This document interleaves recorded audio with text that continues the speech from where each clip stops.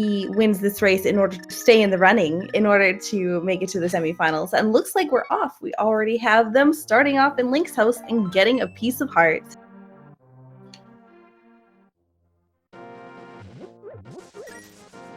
So it looks like we're gonna see a little bit of the same here. Picking up the sign here is gonna damage or kill one of these guards, which is gonna enable them access to the prize pool here on the tree, which unfortunately is just green rupees.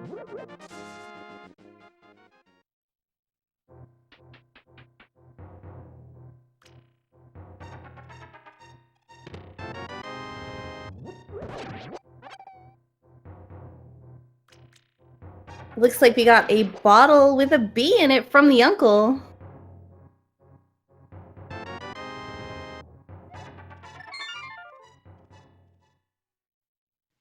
Alright, so it was a very fast map check, and I may have had an audio issue on my end. Did you already mention what was on the map?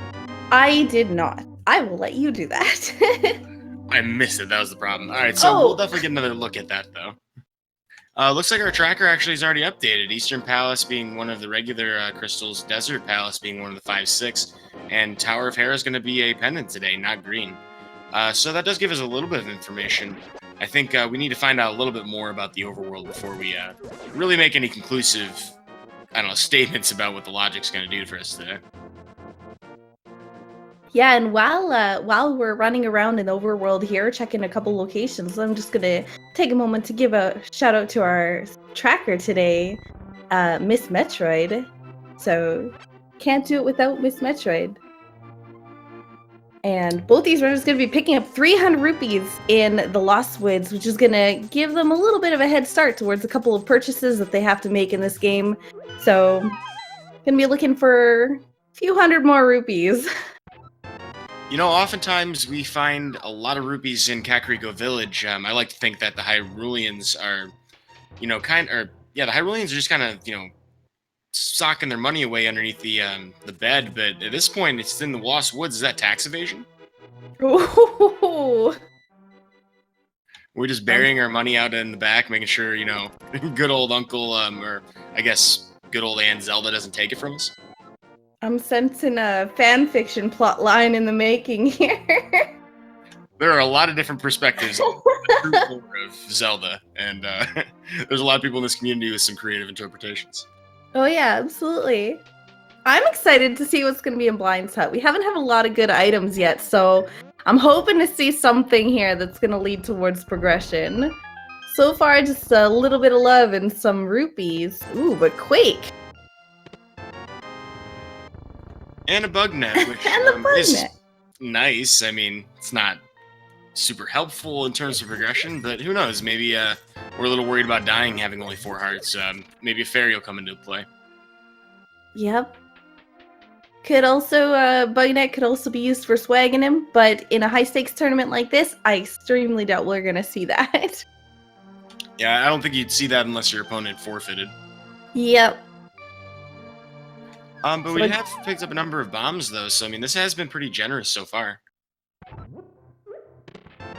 Still more hearts. They're picked up already 3 heart containers. Ooh, the flippers. We're getting a nice sync right now. Both of these runners doing exactly the same movements, very close consecutively. Yeah, and we saw a lot of that with Ben versus Wayne earlier. Those two having been NMG runners. I know Allegiance Andy or ALG Andy is definitely an NMG runner of the game. I didn't find saltyphry listed anywhere, but he's also very prolific with Randomizer. So it wouldn't be surprising to see them going toe for toe for a while. And with the water toes or the flippers, I gotta think South Shore is definitely on their mind. Yeah, they also did pick up the shovel, so we could potentially see them instead of normally what happens once you get to the race game is they'll save and quit once they see what the item is there. But with the shovel, they'll probably just walk over and dig that up. Have some really nice game knowledge here from Andy, making sure to grab some bombs here in the HUD in the bottom left corner of Kakariko. These will respawn every single time you enter the shack here. It only costs you 1 bomb to open it up, so if you want to pick up a couple extra without spending the rupees, he may have Zora, which costs 500 rupees in the back of his mind. Yeah, absolutely. And with that last bomb pickup, has 10, which is the max. Fry is actually going to go and buy bombs instead. So it could be interesting depending upon how many rupees they pick up later on if Andy has the ability to buy the item from Zora and maybe saltyphry doesn't. And we can clearly see the time difference. saltyphry definitely getting out of Kakariko a lot quicker for a total time investment and total bomb count. Of course, maybe he ends up short. Oh, was that a rod? And that was most definitely a rod. I think it was the fire rod, if I saw it correctly. I mean, some of our more eagle-eyed viewers may have caught whether that was red or blue, but we will definitely need boots to pick those up. Yep, definitely gonna need boots before completing at least Skullwoods and before Trinex. So it's good information for the runners to have. And of course, one of our runners, ALG Andy, a little bit famous for his hovering. Actually, I'm not sure if saltyphry knows how to, but boots would be required for that. So if you were, holding out hope to see something sweet like that, well, you may have tuned in at the right time. We just got a single arrow. we saw Fry actually went to the Grove and straight from the race game, as I was referring to earlier. Andy did save and quit. He's gonna walk over there and he's gonna be sadly disappointed in the single arrow that he's about to pick up. So this is pretty standard routing that we're gonna see here from Fry, probably hopping over to the dam, then heading over to Mini Moldorm Cave. With the flippers, that's kind of where you get a little bit of variation. We might see them go towards Ice Rod Cave, or could flipper over to Zora and a few other locations depending upon rupee count. So it's going to be exciting to see what they get here. And that's definitely a tough factor to consider, is whether or not you're going to make the plunge or head towards the Zora's domain without enough rupees. I mean, Waterfall Cave certainly seems to have rupees a lot. But that's 2 item locations you're hoping for. The other alternative is if we do find Power Glove at some point, we could farm over in the desert area and make an Aegina's Cave check and kind of wrap that all together. But with so many options available and every direction we go in only having a couple items, I wouldn't be surprised to see a runner head towards Eastern Palace after this Mini Moldorm Cave. I think saltyphry has a tough decision to make here. Yeah, and Fry is actually going to use the gold bee here in order to take out the Moldorms.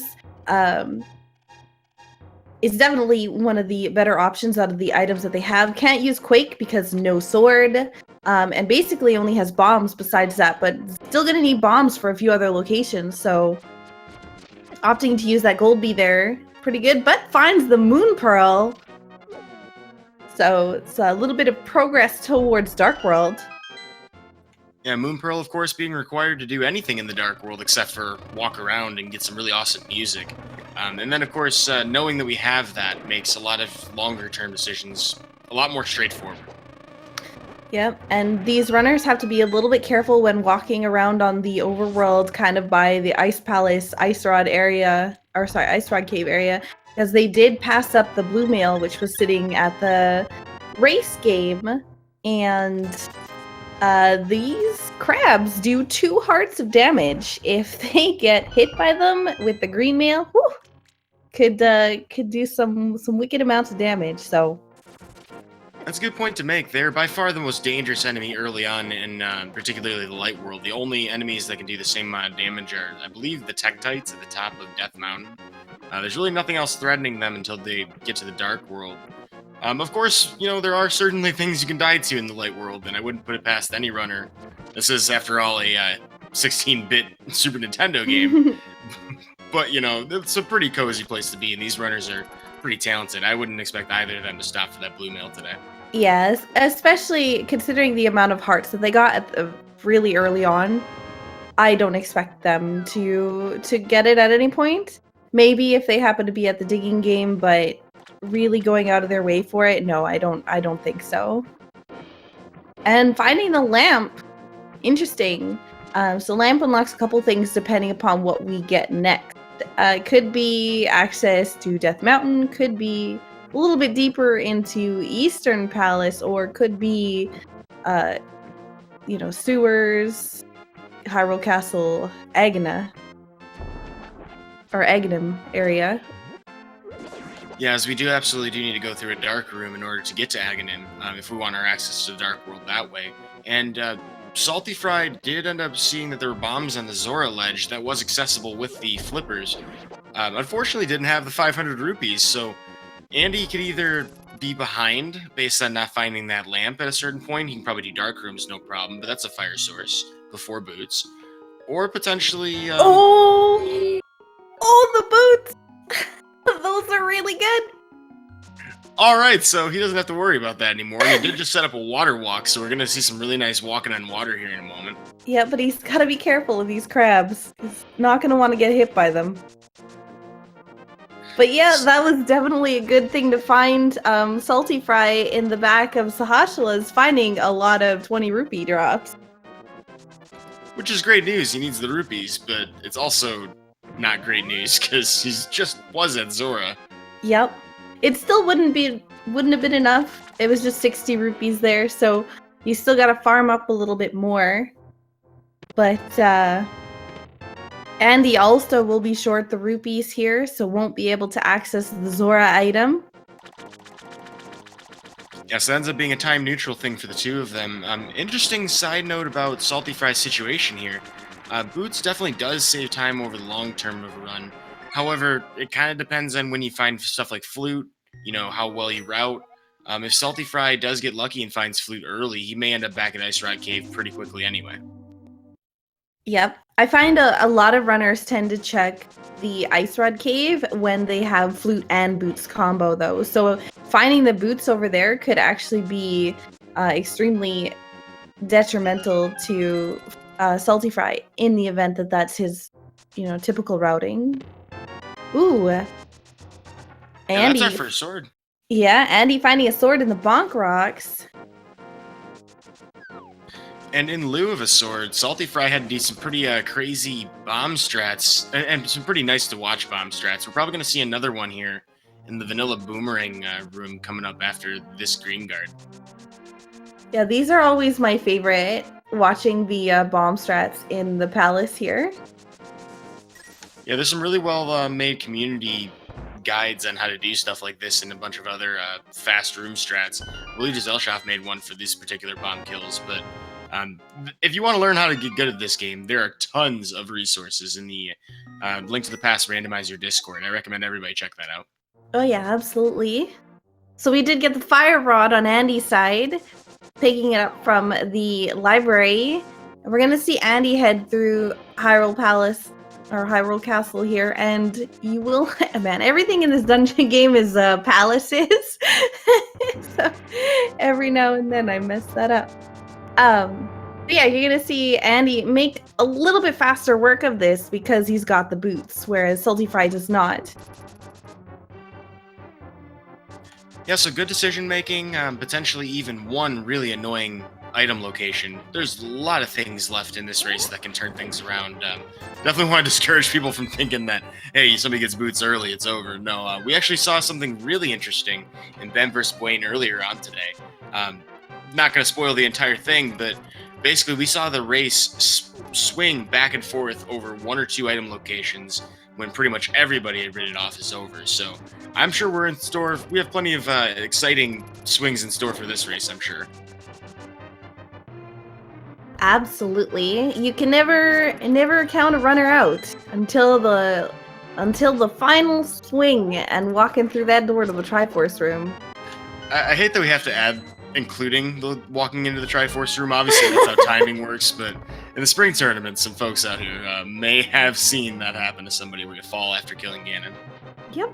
Oh, nice. And saltyphry just picked up another 300 rupees from the sewers here. So that's going to be enough rupees for Zora. And saltyphry is kind of running out of locations. So we may see them head towards, and it looks like we have Agina is where saltyphry is going to be heading. And he's setting up that nice death warp. And we got to see both of our runners do that. That's something that's really underrated when you don't have stuff like mirror.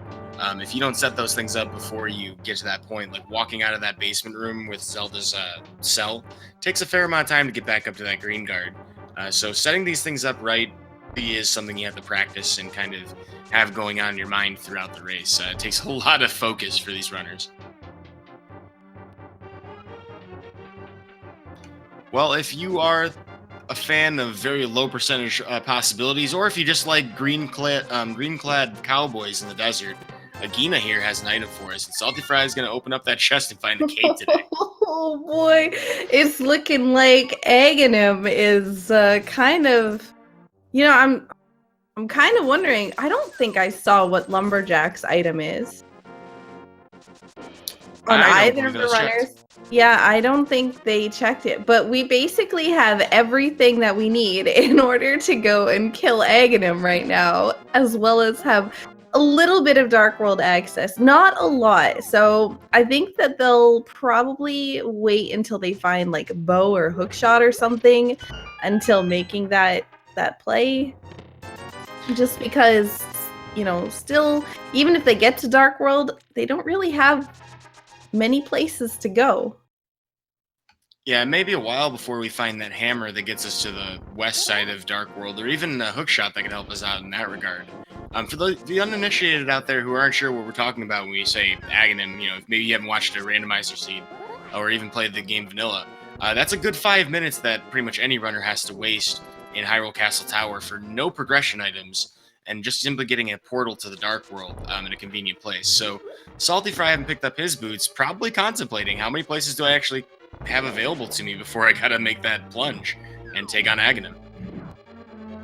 As well as early items like that, early item locations like that also kind of play with runners' minds a little bit. You know, they start to think, oh, okay, this was something that was accessible like 10 minutes ago.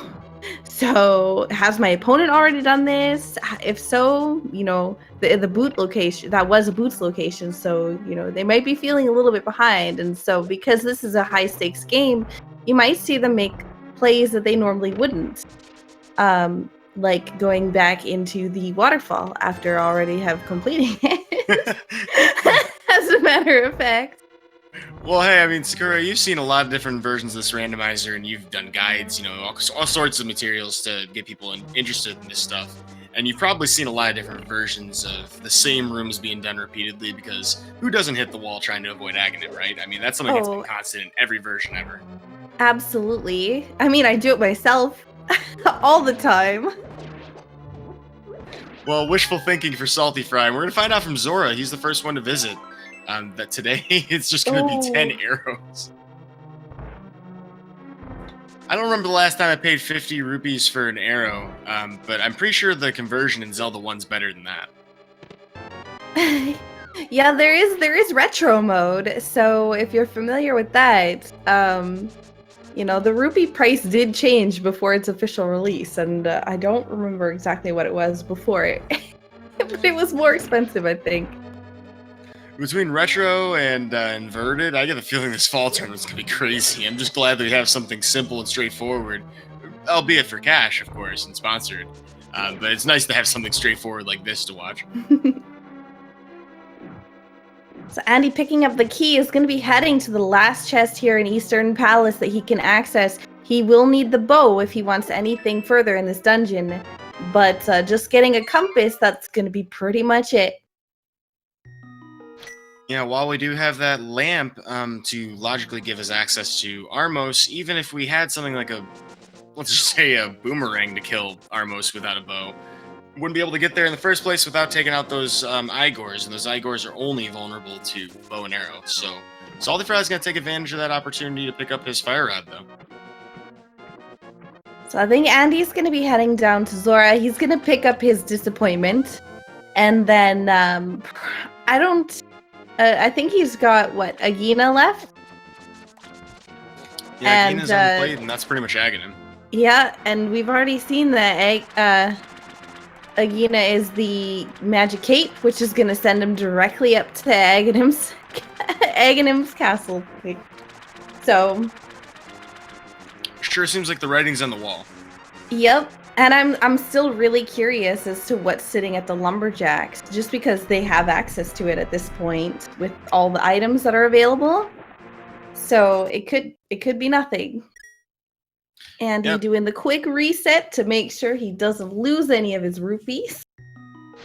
Whenever I see someone do that, like that hard reset, because, of course, you don't have to spend the rupees, good point.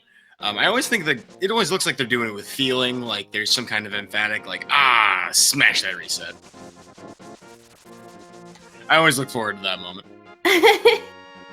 Yep, and he does have the rupees now for when he gets access to Dark World. He can do the digging game and the chest game, and pretty much be set for the rest of the game. Well, for you Zelda fans out there who love the no major glitches category speedrun for A Link to the Past, this may look like a very awkward tower climb. We do not have a boomerang or bow, and I mean, we have a fire rod. There's some cool stuff we can do in here, and you'll probably see it from saltyphry in a moment. But no, like, Pooey strats here, like ringing up Din Din. We're just gonna burn him down. Yep, and saltyphry being the first one here in the tower. I find that fairy drop exceptionally hilarious because in the vanilla game you would avoid you would have to do dash kills to avoid getting that drop, trying to preserve it for later in the game, and it's just hilarious to find that particular. And keep in mind, folks, these drops that enemies give you are also random. So while the vanilla game would have that be a set order, it's just really unlikely that would have happened there. Kind of funny. Yep. But it is a straight line, beeline straight to Aghanim at this point. Yep, we've reached that point of the seed that we generally tend to reach, where there's a bottleneck, and both players converge. So they're going to be converging here, and once they get access to the Dark World, they already do have the Moon Pearl. So not going to be too difficult for them to move around. There's still, though, not a lot of options for them in the Dark World. The thing that they're going to have to find on the pyramid is something like the Power Glove or the Hookshot, to give them access to more locations. Maybe the bow in order to give them a little bit of access to pod. Or, again, those items could be sitting at the lumberjack.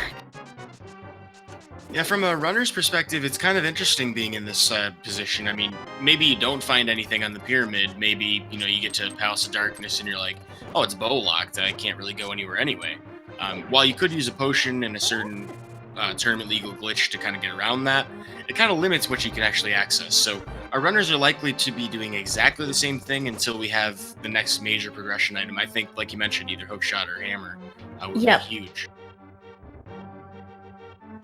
The hammer would definitely give us more Palace of Darkness, though, so if you're hoping to complete that all in one go, you're probably hoping for that bow and the hammer. Yeah, that would definitely be a good combination. Even something like Flute and Hookshot for Death Mountain access. There's a lot of things that are possible to basically unlock the seed. But in order to see any divergent going forward, they're going to need to have something to basically bust the seed wide open, and not just one thing to lead to another location.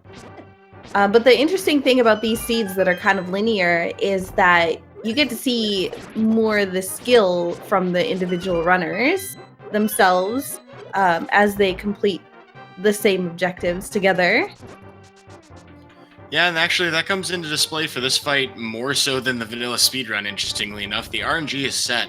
If you have never seen this fight, Aghanim here does a 5-attack cycle. His first attack is always reflectable. 2, 3, and 4 have a 50-50 chance of being that reflectable shot you saw on saltyphry's screen, or a blue ball attack, which just wastes time. You can't do damage with it. Attack 5 is lightning, and then he repeats it. In Randomizer, we set that to an exact amount of blue ball attacks, so our runners will have consistency between each other. In, like, say, an NMG race, it would be completely random. You can get 15 like Scudo. Yeah, twice for Scribo. Poor guy. I wonder sometimes if he watches these, because I reference him all the time. It's like, it's I think 36,000 chance. Like, it's terrible. It's quite interesting. So saltyphry now getting a magic refill and a heart refill after completing the tower. We're gonna see a green rupee. 1 blue ball, 1 rupee. Yeah, and I think saltyphry is a little bit low on rupees. Nope, has 260, so could have gone to pod, but probably gonna check lumberjack. I feel like this is the right thing to do, just because of what items they were given right off the bat. And it certainly wouldn't take long to get back. You don't have to go all the way back up the tower to get back to the Dark World now. If we go to the Hyrule Castle Bridge, or the moat, or the gate, I guess you could call it, that is now a portal to the Dark World, since we've killed Aghanim. So, very accessible. We can save and quit right to that point, and pretty much get back to where we were just a moment ago. saltyphry, you make a really good point. This is a good diversion to make.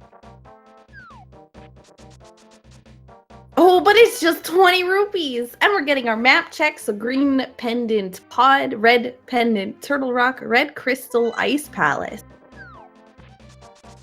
Well, that's an interesting combination. You mentioned turtle rock, right, as the red pendant? Yes, I did. Well, that does make Misery Mire a crystal, though, so Canis Samaria definitely still in the logic, something that we're going to need. Although, I always wonder whenever I see a pendant turtle rock. That's a dungeon that you don't want to spend a lot of time getting to. And what if we do find something important back there? That may actually be a source of that divergence we were talking about. See, what then they would be hoping for is something like Go Mode Canis Samaria. That way they don't have to go into Turtle Rock at all. Absolutely. Or a medallion locked behind, I don't know, G Tower or something. Yeah, so now that we have that information, the picture of how this may break open is kind of becoming a little more clear. Based on the logic of how keys are dispersed here in Palace of Darkness that Andy is the first one to walk into, interestingly enough, despite having been behind going into Aghanim, this first chest either has an item or a key. That key means we can progress through the dungeon without the bows, so Andy's going to absolutely do so.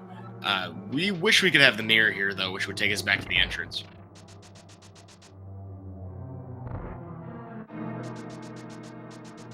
So we did find a key in the first chest. We're gonna likely find a fair bit more keys. Like 4 in total at the beginning here. Yeah, because of the fact that they don't have the bow. I'm expecting to see all 4 keys at the beginning here. So Andy is debating hovering over to this chest. Oh, but did not make it. This is one of the most difficult hovers in the game. Yep, you have to turn right on the edge there just to get onto the platform. And you may be wondering, how is he just walking into the wall here? Well, the reason why is because the game developers never intended for you to enter the railing from that side. But he pulls it off for a hammer! Gosh, what an item to get! What an item to get! Are you... I cannot believe it! The hammer! Unbelievable. Well, the bow... Or the hammer is bow locked. So, fun fact... bow cannot be in Turtle Rock and cannot be deep into swamp. And yeah. So that's actually good information to have for Andy, because if, let's say, it's the bow that they need to find, you know, he's not going to be spending time in those dungeons. Now, technically speaking, this sequence break is actually still available to saltyphry. This is a point of contention to a lot of people in the community, or had been at the time, about how you can access the right side by using a camera manipulation glitch with a potion. The reason that I believe that the community kind of agreed on, allowing for that particular glitch is because hovering could accomplish the same thing. Andy being pretty much the only person I've ever heard of who actually put that into effect. Well, actually, there's more than just that. That's common misconception, but actually the way the glitch works, the potion glitch works, is the same way, is kind of the same as getting into the Houlihan room. It's a camera manipulation glitch. And so it would be, if you were to ban that, you would have to ban the Houlihan room as well. That makes sense, being that the miner... Did Andy just clip through that railing twice? Yep. Yep, he did. I've seen some weird clips in this game. That is not one I've ever witnessed. Well, hopefully we don't see any Zoras, propelled into any ledges or any kind of weird clips that send us out of bounds. That would be the really annoying thing to deal with. We did find a mushroom in the basement here, so that's another potential progression chain. We can, of course, trade the mushroom for an item or even fake powder. What an awful thing to find in here, though. Like, out of all the items that they've gotten, the mushroom is probably not one that they're hoping to see. Because that means another, like, run around looking for one particular item. They still need something to kind of open this up. Andy getting that hammer is really good because it gives him the ability to look for more. But there's the flute, which is exactly what they need. Well, I've never seen a pug play a flute before, but I'm certain we're going to hear the song of our people today, right? Absolutely. Getting the flute's going to give us access to Death Mountain, so that's going to open up a few more possibilities.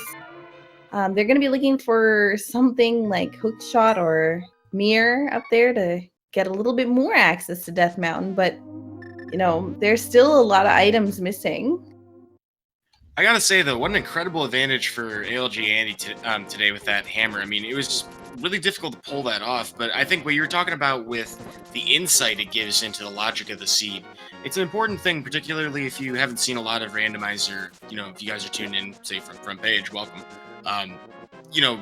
to kind of understand what the seed is directing you to do, what the game is gated by. That hammer blocks a ton of things, and knowing where that hammer was and what was required to get it, we knew that it was bow locked, could tell us a lot of things long term that may give Andy some insight into some smart decisions as to which dungeons he wants to complete.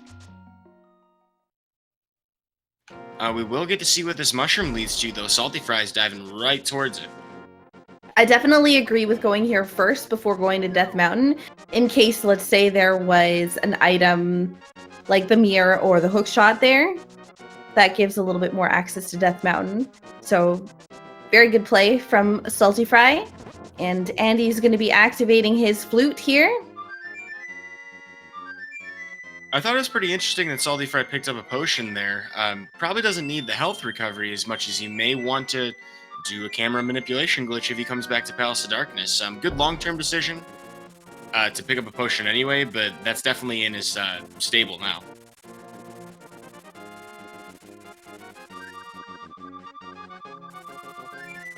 All right, so we're about to see what the old man's gonna give.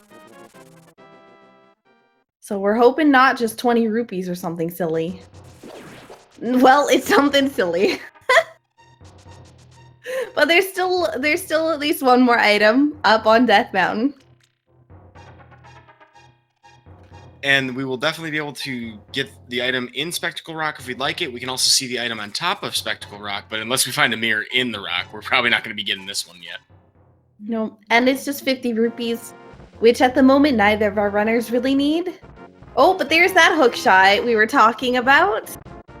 I didn't get the chance to say it. It wasn't a long shot, though, that we would find some kind of progression in that game. Yeah, definitely not. Nice puns. Saltyphry will make the extension out to grab that, though, because he is not going to let himself leave without pulling, hopefully from behind, to get this entire seed back in order. And Andy looks like he's going to hover across the gap here to get the hookshot. All right, now he's just showing off. Saves a bit more time.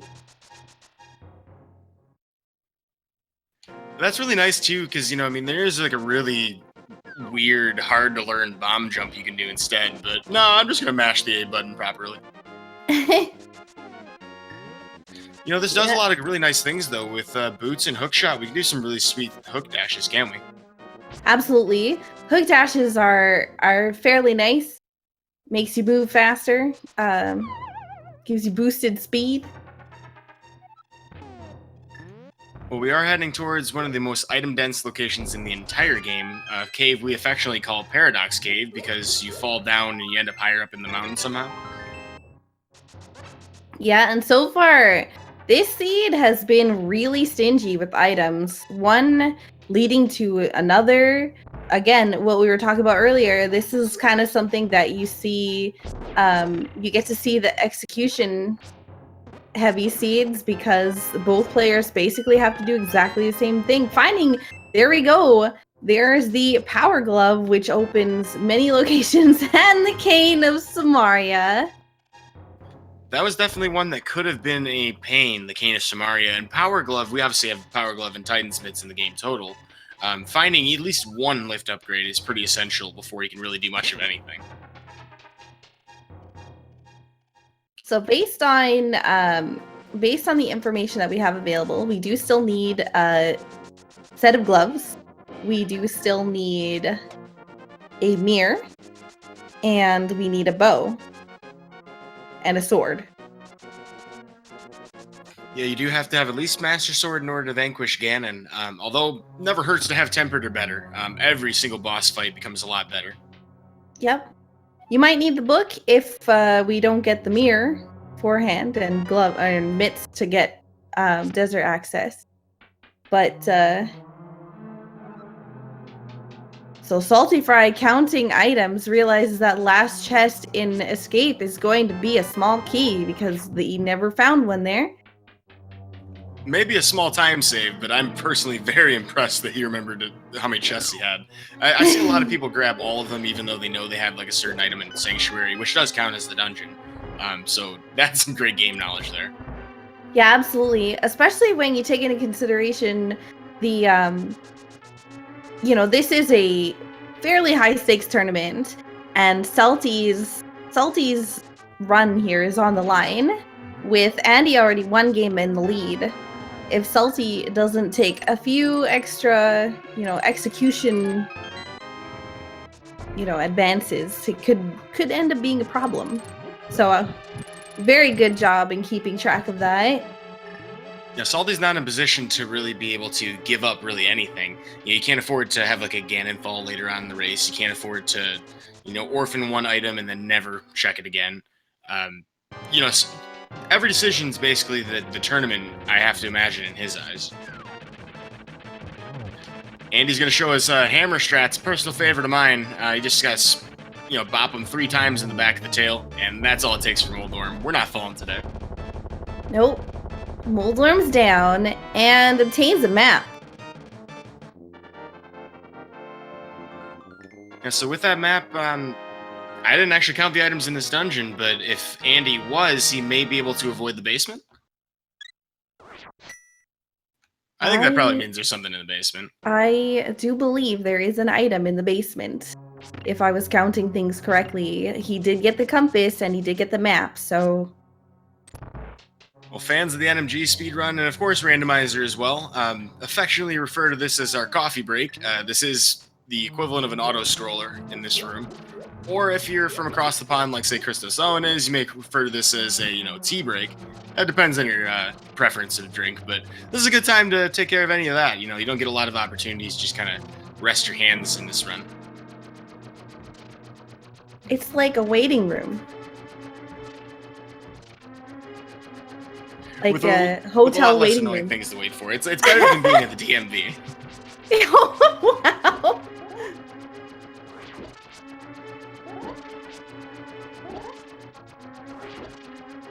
So we have saltyphry, who's here in Gullwoods with that fire rod that they picked up earlier. Gonna be able to basically complete the whole thing. 300 rupees in the basement of Tower Hera. That's a rough time spent. Yeah. It's quite a long time for not a good payout, but, leaving one item behind, if it's the item that you need, could definitely be problematic, so... And then, of course, we're mentioning that saltyphry is in Skull Woods. There are only 2 item locations in Skull Woods, but being that you mentioned, he has so many of the items required, it's not fun to do this fighter sword, but with fire rod, hammer, or he doesn't have hammer. Oh no. Nope, he does not have hammer. This suddenly became a much scarier place to be. But also he does have that blue potion. So, if he's confident in his ability, then he's going to be able to take care of this.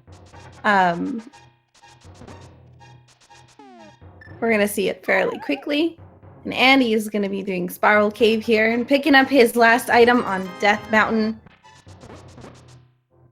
And that looked to have been rupees as well. I'm having some serious concerns about saltyphry's magic situation here. Not going to find any magic drops besides a small magic decanter under this pot. And Mothula, a very difficult fight. Mothula, I actually feel like he's going to have a fairly easy time. He's just got to take it slow. That's the thing. As long as he's slow, or just spacing himself out from the spikes, he should be fine. No matter what your mail is on Mothula, the spikes will do 1 heart of damage. However, Mothula can be quite dangerous with green mail, so he doesn't want to let Mothula get close to him. So he's going to be using the... he could actually even use the spikes to take a little bit of damage to avoid taking Moth's damage. And again, he does have the blue potion, which he's going to use right now. Yeah, so I mean, at that point, you may as well be using the Fire Rod. Fire Rod is extremely effective against Mothula, and the nice thing about it too is you can pop him off the walls when he gets stuck, because if Mothula hits spikes, any damage he just took is overridden. So saltyphry wrapping it up with half a magic meter left. Looks like that was pretty judiciously used, and that's important because, even though we know that he doesn't have the rupees to buy another replacement potion yet, dying would have been a gigantic time loss, even though it doesn't take long to get back there. It's hard to dive back in after you Dynamoth in this situation. So we got bombs. Yeah, we got bombs, and I didn't see what the last item was in this dungeon, if we have found it yet. Given that saltyphry is heading towards that last chest in the back half here, I gotta think this is gonna be it. So today, that last item is the Cane of Burna. Ooh, my favorite item. Honestly, the only problem with that item is that it has a lot of lag frames. Yep. But it does use half as much magic as the cape, or at least expends half as many ticks. So it's much more magic efficient. And if we don't have half magic, it's greatly preferred over the cape in most situations.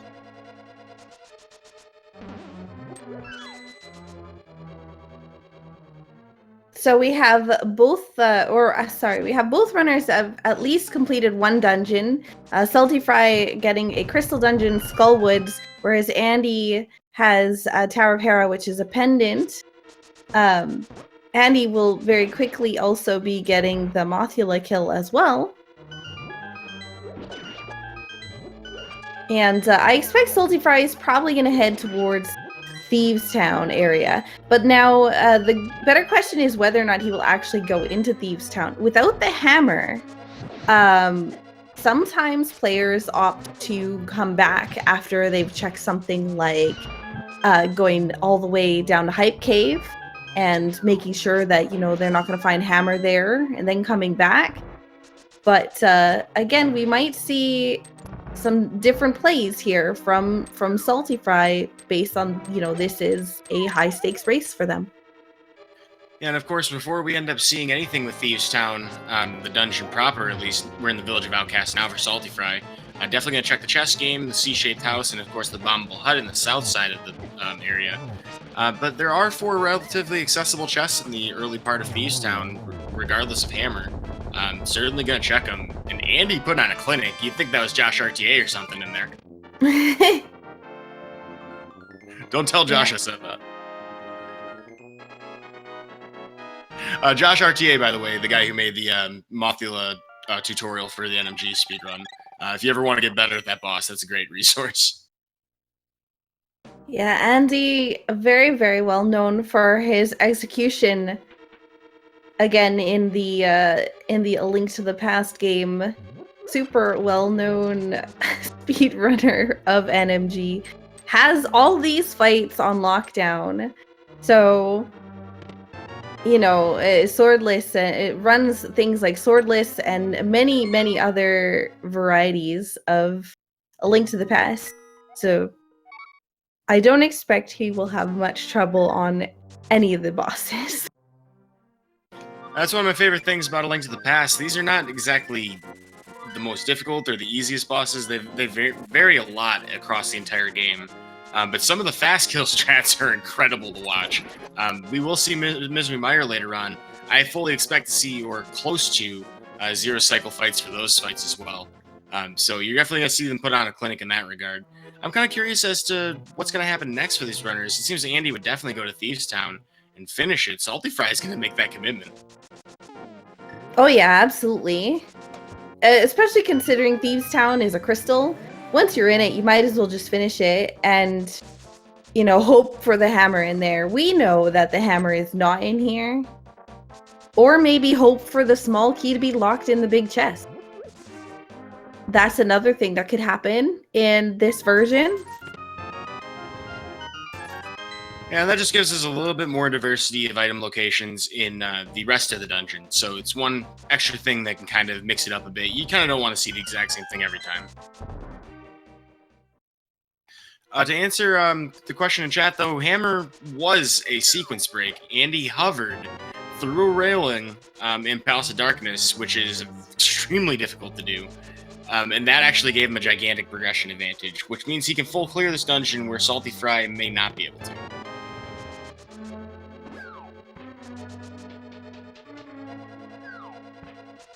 Although this fight coming up with blind isn't that bad at all. It doesn't matter what sword you got, as long as you have some kind of weapon even that can damage blind, they all do the same damage.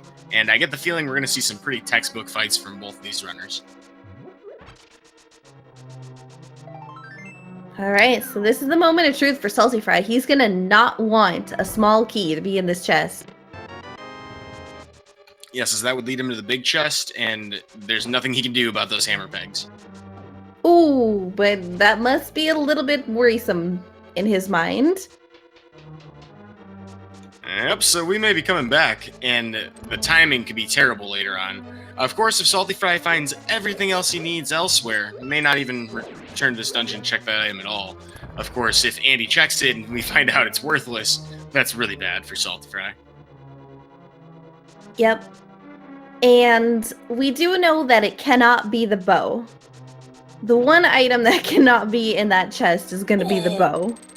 Did you see that god pixel from Andy? Mm-hmm. Just to kind of explain what we just saw, that conveyor belt room, there's one exact X-coordinate pixel you can dash upwards from and go through the entire room, but the enemy RNG has to play nice with you, so that's very rare. We call it god pixel. Apologies for talking over saltyphry's fight. He did pretty well there as well. Oh, and finds the book. So that gives us access to Desert, which is also another crystal. So saltyphry getting the second crystal, Thieves Town crystal. I expect to see Desert Palace come to play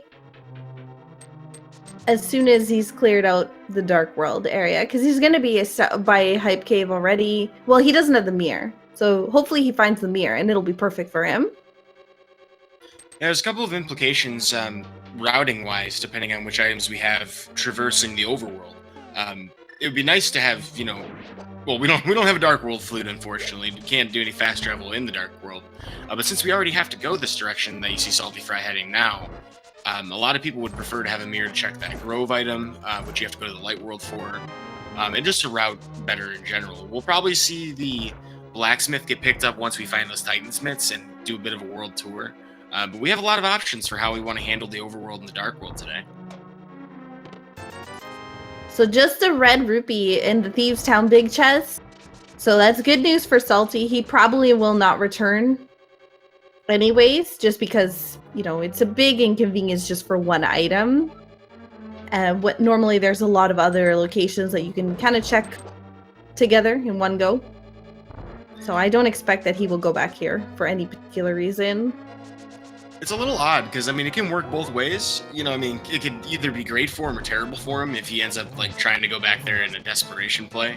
But assuming that he finds everything else elsewhere, which he should, yeah, that should be good for saltyphry. So we're seeing a textbook blind fight here. Oh, so close. Very, very nicely done. Again, getting the book. And his second crystal, or second crystal. Other one's a pendant. Is this going to be a hype cave today for saltyphry? I'm hoping. We've been kind of lacking on the items this seed. So there's a Titansmiths, which is pretty hype. Also, some people might get hype over the red boomerang. I personally am not that hype over the red boomerang, but hey, I feel a little queasy here. You never know. All right, well, the gauntlets may have been golden. They may have been for Titans. But I don't know about that red boomerang. The reason why we like to joke around about the different boomerangs, the red boomerang goes farther, but introduces lag frames because of the sparkle effects. So NMG runners in particular seem to like the blue boomerang more. They're both good. So we have saltyphry who's heading into desert, which is pretty expected based on the situation. So there's going to be a little pause on saltyphry's screen here as it re-catches up.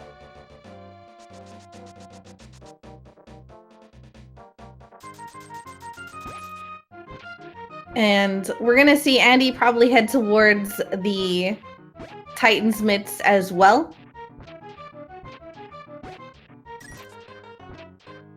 Fairly soon. So nice big key on the torch here. For this particular item, you don't actually have to dash into the torch. You can actually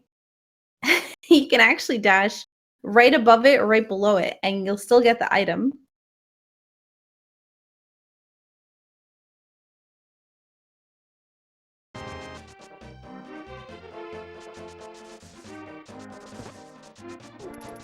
So we unfortunately... Okay, it looks like small key was in the big chest, and so we're gonna see fairly quickly what's in the right side here of Desert Palace. Hopefully. A heart container.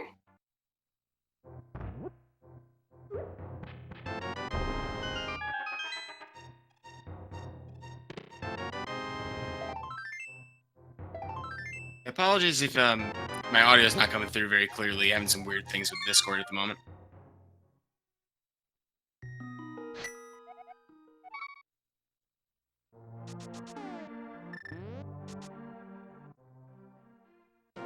All right. So we're gonna see saltyphry head towards the last part. Yes, but you were having some audio issues because I didn't hear what you were saying. Problems. It's all good. But yeah, we have saltyphry who's going to be heading into the back part of desert, and it looks like the medallion for Misery Mire, I believe I saw it was Ether, which would be super hype if you're a fan of bird tossing. Yep. I just don't foresee a bird toss in this race, though. Also known as the Harry Potter medallion. There we go, Firebolt.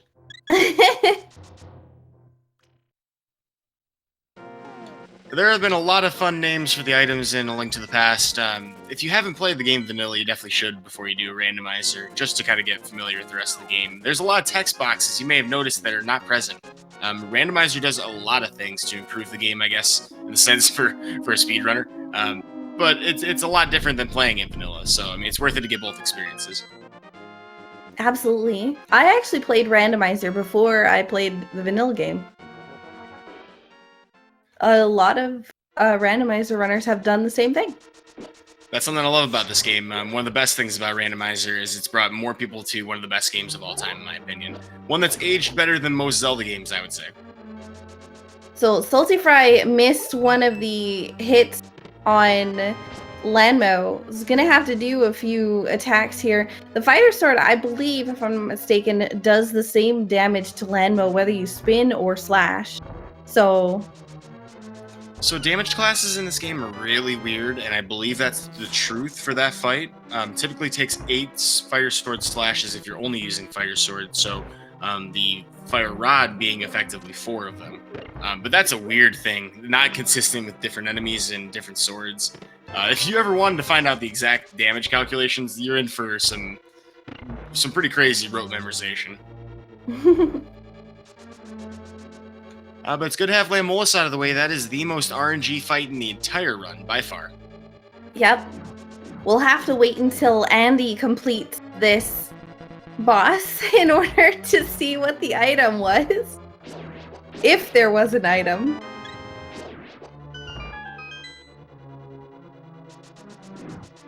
Yeah, and thoroughness seems to be the real thing that wins tournaments in randomizer lately. We've seen quite a number of runners pretty much lose their tournament life or watch a series slip away from them from something as simple as just not completing a dungeon. We saw Ben versus Wayne game 2 earlier on in their series, where left side swamp, which is skippable potentially, having an ice rod, something like that completely changed the race. So I wouldn't be surprised at all to see our runners here taking absolute care and diligence to make sure that they're not missing anything. So now that saltyphry has the Titan's Mist, we're going to see a Dark Death Mountain. We're going to see Dark Death Mountain as well. So Hookshot Cave, Super Bunny Cave, another bunch of items here. Plus, as well, we're going to see the Medallion for Turtle Rock. So what they're hoping not to see is Quake.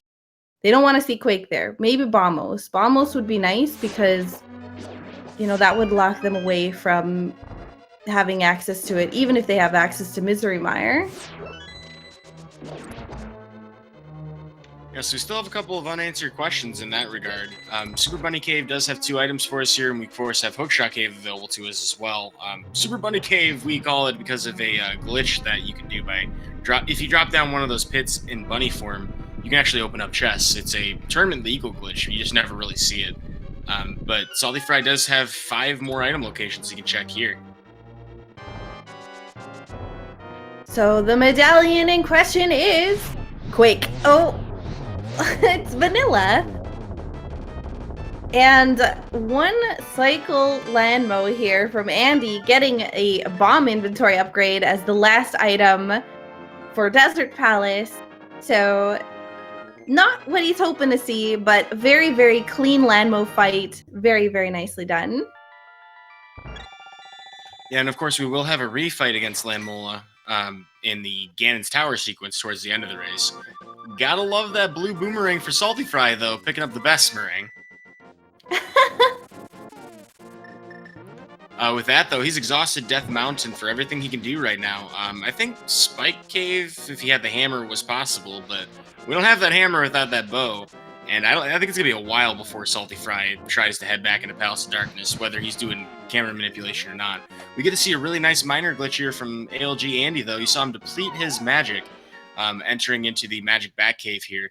If you have the Cane of Samaria and you play the sound that says, hey, you're out of magic, and then immediately switch to Mushroom, it actually sends out powder, which you need to access this item. Yep, and I believe saltyphry has officially turned in the mushrooms, so it's not going to be able to do that glitch. It is just a red rupee anyway, so nothing major. I do like saltyphry's play here going into Ice Palace. The one unfortunate thing is, of course, not having hammer means that he's not going to be able to complete it. So hammer, as we know, is in pod behind the bow. You need the bow in the logic in order to access it, or you can go there with, hovering and or using a potion glitch, which is a camera manipulation glitch that we've talked about earlier. And there's a decent chance saltyphry may eventually bite on doing that. I mean, it might be potentially a while before anybody finds that bow. Yep.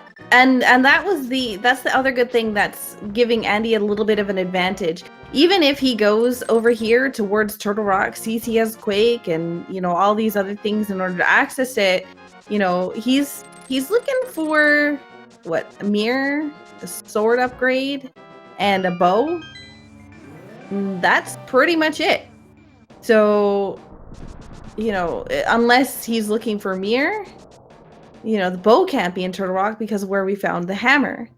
So sword upgrade, there's 4 of them, so it's unlikely that you're going to find all 4 in the same spot. So you could find another sword along the way, maybe in G Tower or something, I think you'd probably expect to find it. Yeah. Because, just encountering all the dungeons, trying to get all the big keys you need, it's very likely that you do stumble across a sword. Well, we're going to see a nice, or actually saltyphry here is not going to do a bomb jump in Ice Palace. You don't have to do them in Randomizer. In MMG, it's absolutely essential. to bomb jump around the switch in that last firebar room, because that allows you to pretty much skip the entire dungeon. However, really the only place that you need hammer is for one item location over where the big key is normally in the vanilla game, and just to access the boss himself right before you drop down. So there's still a chance that we could find a couple items in here. Saltyphry's at least going to get some progress.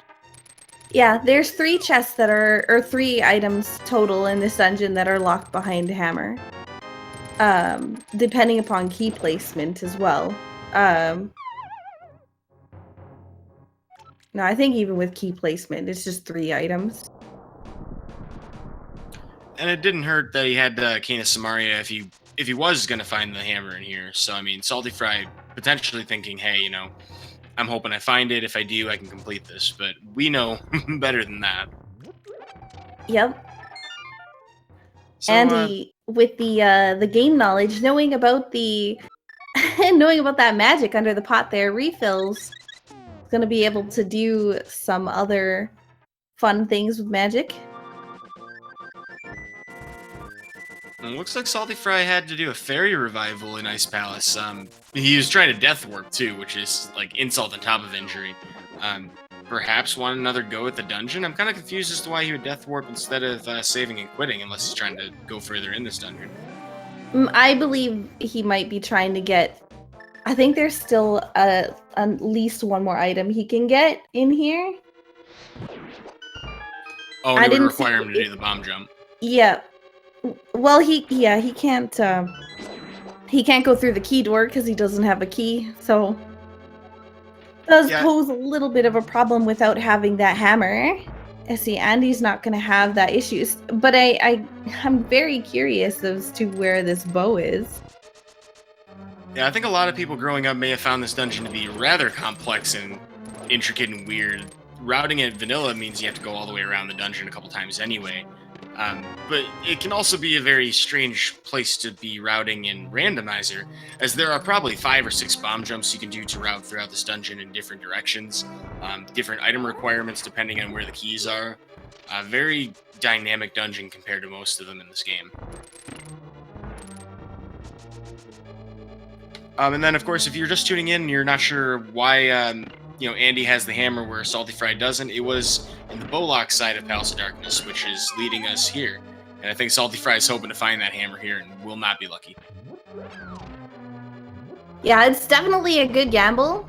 Unfortunately, in this situation, it's not going to pay out for him because we've already seen the hammer. However, Andy having already done hammer, he'll still full clear this dungeon, but now he has no pressure to worry about.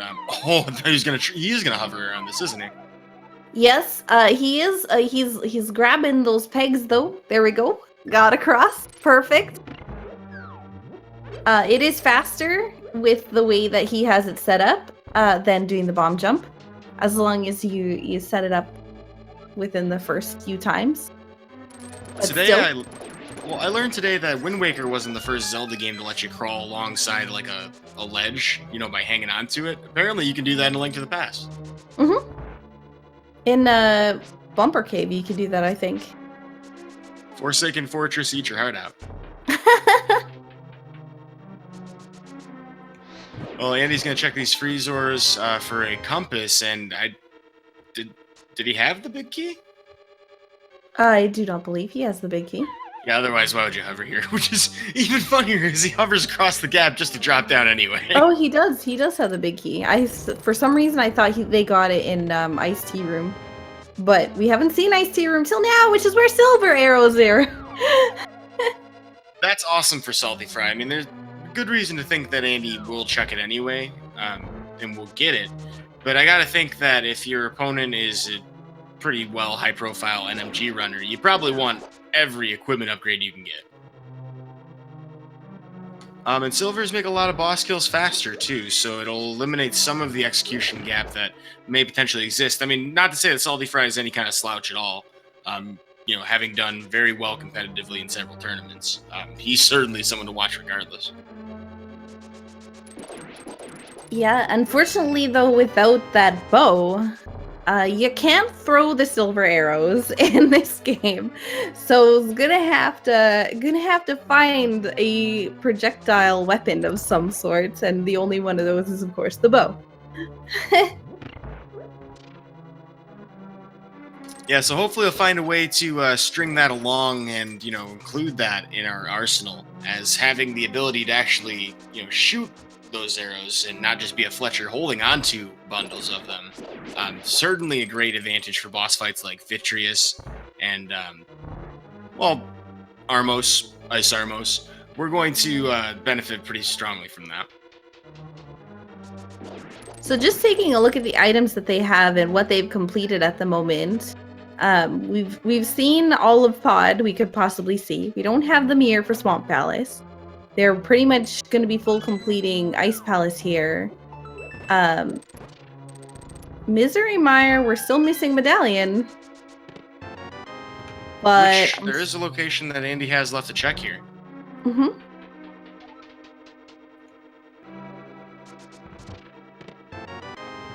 Ooh, which is, yeah, another item for the dungeon. Whoa! So we did get the bow at the bowsmiths. So hold on. Now, doesn't that make them arrowsmiths? Well, they weren't. I don't know. They weren't making the arrows. Dang it. I mean, that would be perfect if they had the silvers. But that's going to be really good for saltyphry because that could lead him back to Pod and Eastern Palace, which means he'll get the hammer and we'll be back on track. So, but I'm just upset about the musical references not working out. I really don't want to miss a thing here. Oh my gosh. Anyway. Oh my gosh. Purple chest, though, as you mentioned, that's an important progression that is really out of the way, and saltyphry is going to be our first to take a look at it. Yep, and it's a red rupee.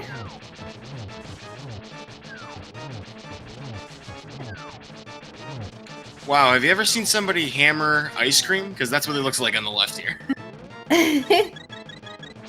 I don't think I can say that I've ever seen somebody hammer ice cream. Freshly pressed? Nope. Or maybe marshmallows? I mean, Cold Stare here, this is actually a very much scarier fight than Andy's making it look. A Cold Stare, when you have Green Mail, does 4 hearts of damage, giving you a hug, and the ice projectiles do 2. This is normally like a lethal fight in NMG, and Andy just making it look super easy with a hammer at that. It just goes to show how much this guy's practiced this game. And I gotta think saltyphry, when he does eventually make his way to Cold Stare after getting the hammer, will probably be showing us something similarly impressive.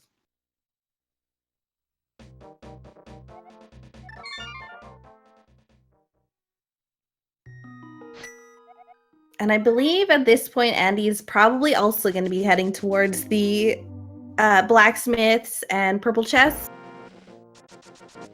route. I don't think maybe he hasn't checked the King's Tomb yet, though.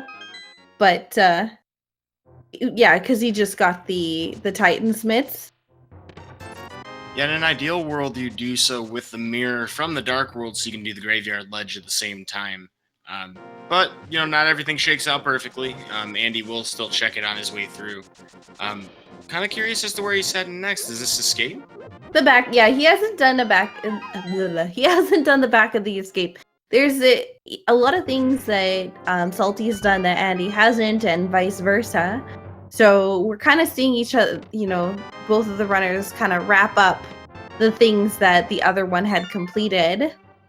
So saltyphry is going to be now fully completing Eastern Palace after not having been in here at all, whereas Andy had basically completed all but the boss. Oh, and he did a really nice hook dash. He didn't see the setup, but you can see him moving real fast. We talked about it earlier, actually, and I kind of want to explain what we're talking about with hook dashing. You can do something in the Japanese 1.0 version of this game, which the randomizer is based upon, called an item dash. You press the dash button and the item at the same time when you have boots, and you'll do some kind of funky effect, usually with a hammer. You'll dash across the ground with it. With a hook shot, though, you activate something called super speed, or spin, and we use this with a sword for spin speed as well, where you can trick the game into thinking you're at running speed and you're walking animation.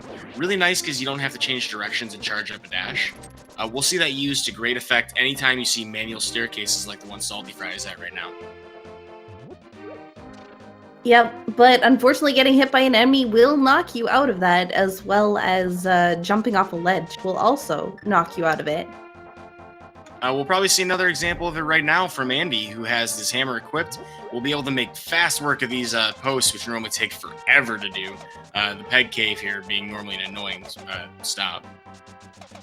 Yeah, this is another one of the reasons why the randomizer actually uses the Japanese 1.0 ROM, just basically for these item tricks here.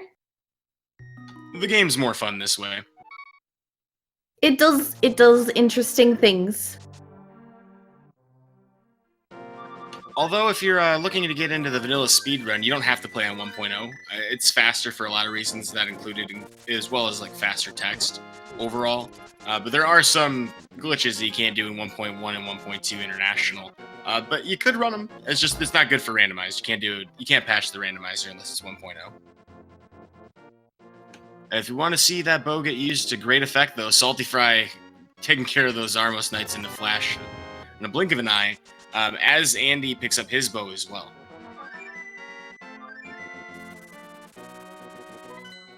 You know, if you're rooting for saltyphry, you may have been hoping that Andy took longer to get that bow. Yeah, it's going to be interesting to see where everybody goes from here. Salty saved and quit because he's able to just flute back over to pod area, maybe? Or he's not going to pod, I guess. Oh, pod is a pendant. Oh, no. And it's a green pendant. Oh, because he doesn't have the hammer. Oh, derp. Oh my gosh. I keep forgetting that Salty doesn't have the hammer. Well, I mean, now that he has that bow, he can get the hammer. Just might not be inclined necessarily to dive back in. Oh, wait a second. He's heading back, though. Yeah, that's what I mean. He couldn't flute over to the warp because he doesn't have the hammer. Oh, yeah, the number 5. Yeah. It's very easy to kind of get ourselves tongue-tied a bit about all this stuff because there's just so many things happening with two runners, even on the same race seed. I don't know how anybody really kept up with the 4-player format for the qualifier. That was a lot of things to do at once. So this is really big for Salty. He's gonna go in here and he's gonna find the hammer.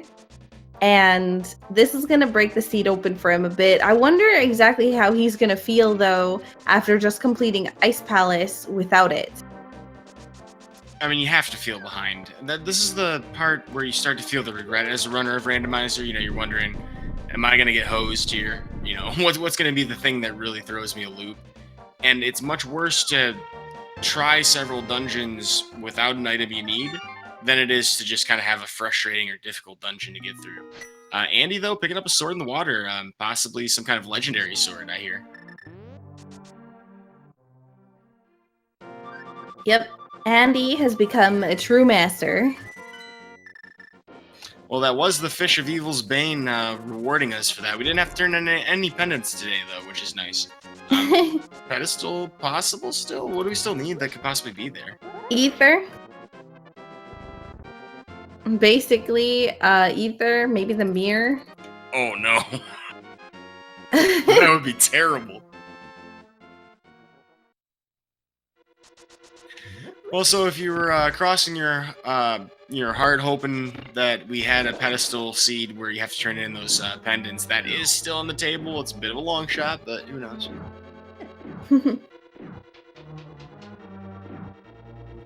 And Andy and saltyphry in their mirrored respective dungeons, Eastern Palace and Palace of Darkness, same portion of both worlds, also taking advantage of their bows at the same time. saltyphry here, though, has a pretty straightforward Helmasaur King fight, a little low on HP depending on how good he is at the fight. Andy's probably going to cruise through Eastern Palace with silver arrows, no problem, though. And this will be the first time we're actually seeing the item that comes from the boss here. It is, in fact, definitely an item because they have picked up the map, the compass, and, of course, the boss key from this dungeon. So... Unfortunately, saltyphry, we're getting a little bit of a turtle party down here. There's no pizza, though. These aren't teenage turtles. What age are the turtles? They appear to be juvenile. They're walking around in mindless fashion, getting knocked over. They almost appear to be from the Mario franchise, as they appear to be defenseless in this state. Oh, good to know. Good to know. They're not actually called Koopas, but the Helmosaur King here probably a bit analogous to Bowser at this point, I think.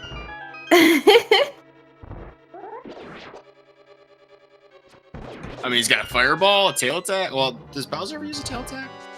I don't think so. I mean, I haven't played many Mario games. Close enough for me. 300 rupees for Andy. More rupees than these players could possibly need at this point. Right, Andy having a lot of bonus rupees from not having the Zora item. And that actually is something that he may end up checking later on if he really has trouble finding, ether. And that's actually looking pretty likely at this point. Also want to update everybody, I had to check that, enemy glossary. Those turtles are called terror pins. Terror pins? Yes, with the R. I love Nintendo sometimes. That's a name. We did get a piece of heart from. We did get a piece of heart from Helmosaur, so nothing important there. Nothing that Andy's gonna have to go back for, unless this green pendant happens to hold the key to a mirror or ether. Yeah, so saltyphry is gonna find one item for the first time. For the stream at least, here from the Cowboy King, Sahasrilla, or Sriracha Sauce, whichever you prefer to call him. While Andy's gonna find, is that 10? Got blurry there for a second. 10 arrows. 10 arrows, yeah. Maybe Sahasrilla's the arrowsmith. It's fair enough. But that's a bummer for saltyphry.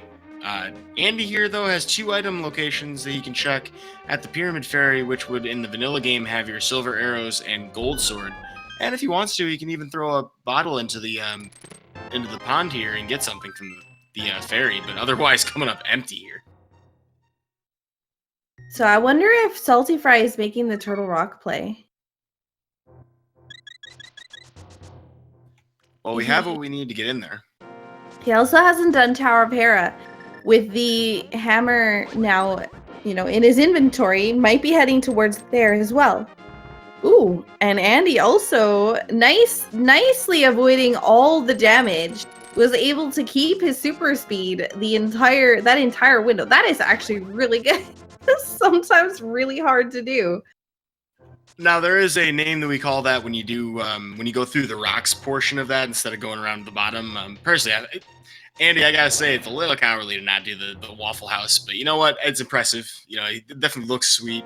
But it's very hard to do that, as Sakura Tsubasa just mentioned. Taking any damage completely cancels the state, and definitely props to Andy for getting through that, no problem. Dead rocks are very annoying. And it looks like Ether Medallion is just a arrow upgrade, I believe. Either arrow upgrade or arrows in general. It's an arrow upgrade. Yep. In order to access those, we do need to have Master Sword and or at least Master Sword in the Book of Medora, which we do have. So it's nice of them to remember that. That's an easy place to kind of forget.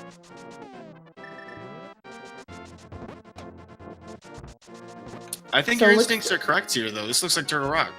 Yeah, I'm thinking that was the play to make. At this point, the only thing that Turtle Rock really blocked out was the bow. So now that they have the bow, there's really no point in dodging it. Turtle Rock is known to have at least one item. Like, with the amount of items that you can get in there, I believe it's 6. You know, it's a fairly high chance to have something in here. Yeah, it would be pretty interesting, in my opinion, if Mirror were in the Mire area. I mean, we already checked Mire Shed, didn't we? Yeah, we did check Mire's Shed. So we would need to find Ether, at least in order to get access to Mire to see if Mirror was there.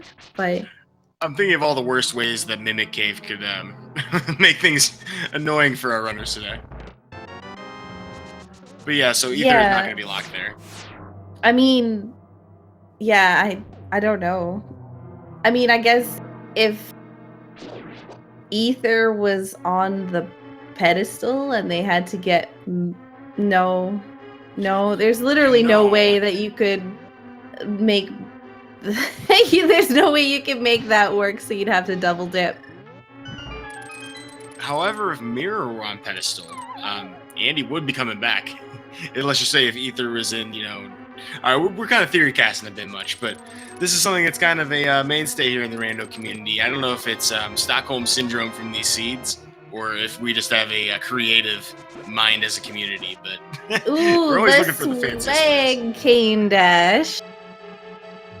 Andy doing another item dash here with the blue cane. Using very those... functional, too. Yep.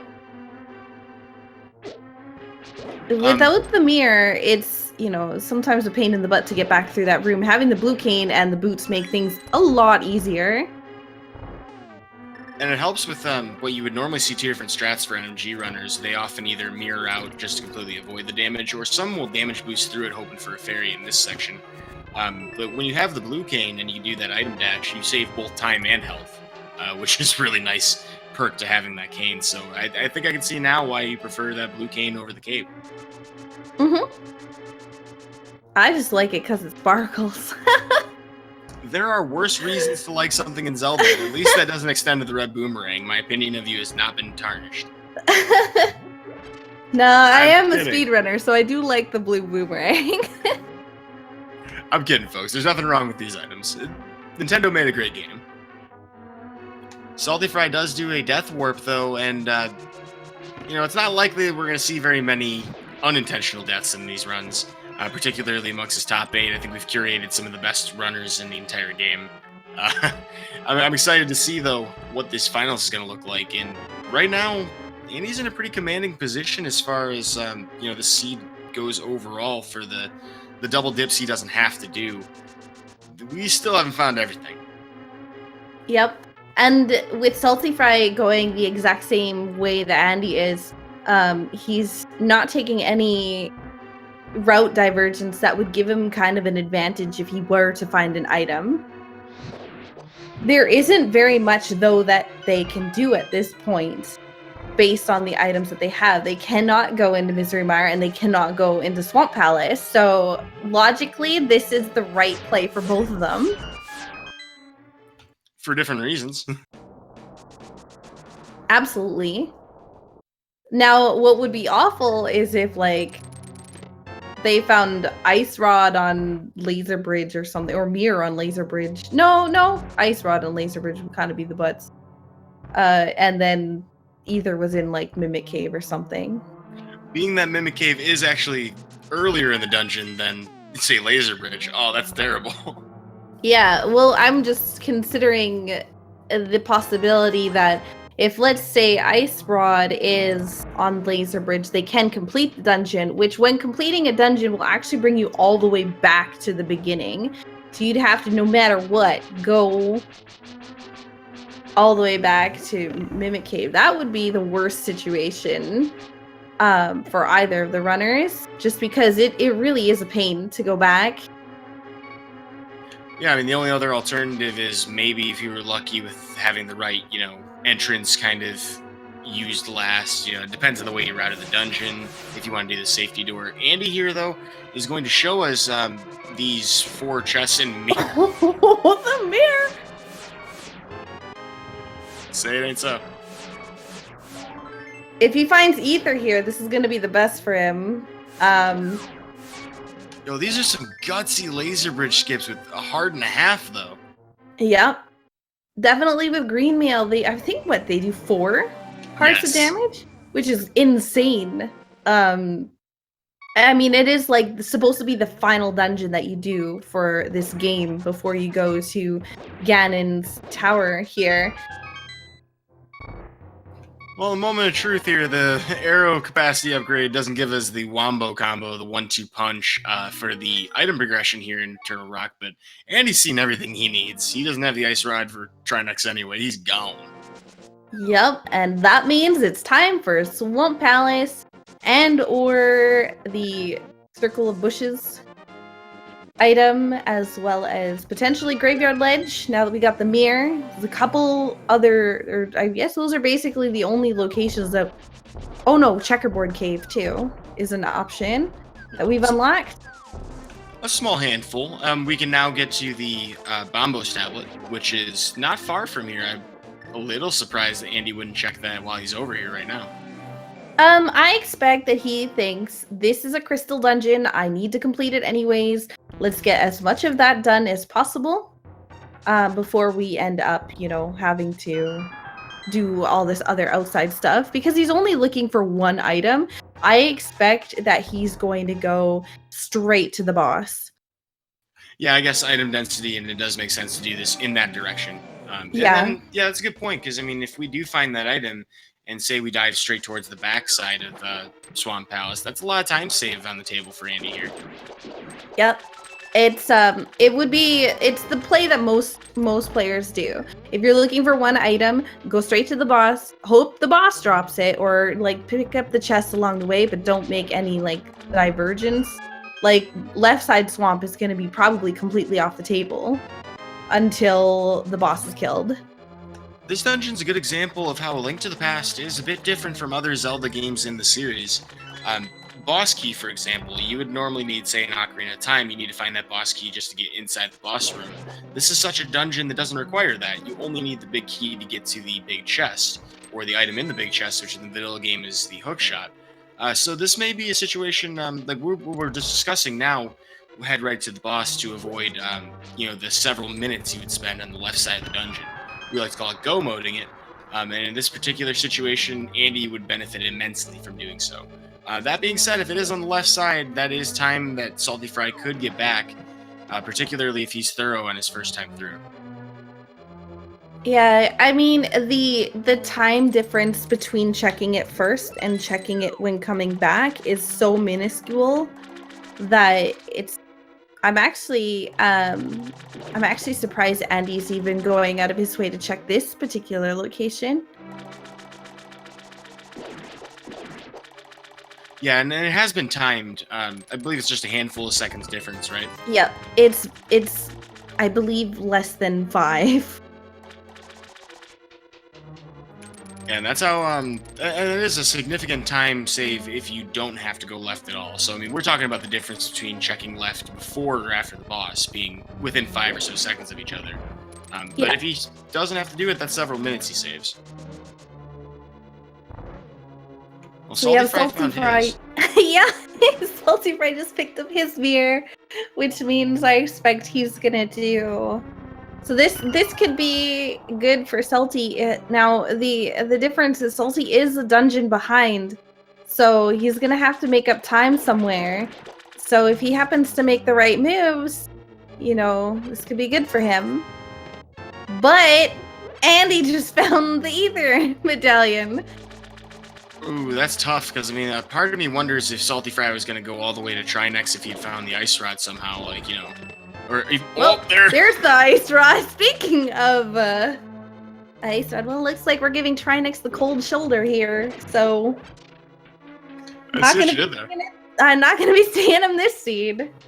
Well, doesn't Trinex already have a cold shoulder? He I don't know, he's got a bit of a cold head, I guess. Maybe he's got a head cold. There you go. That's it. All right, got him. Execution moment here. Let's see if Andy can pull off a. Oh, he can't even do the 0 cycle because he doesn't have temper. But he's doing Oh boy, I love these quick kill strats with the poke dashes. Yeah, the hook dash strat is definitely powerful if you have your sword outstretched. If you're doing this with Tempered Sword, you can do it without having any of these spinning puff attacks, the little Argai as they're called, that circle around Argus here. But even then, still a pretty decent fight from Andy. I'm only getting 2 cycles. Having a little trouble here at the last phase, though.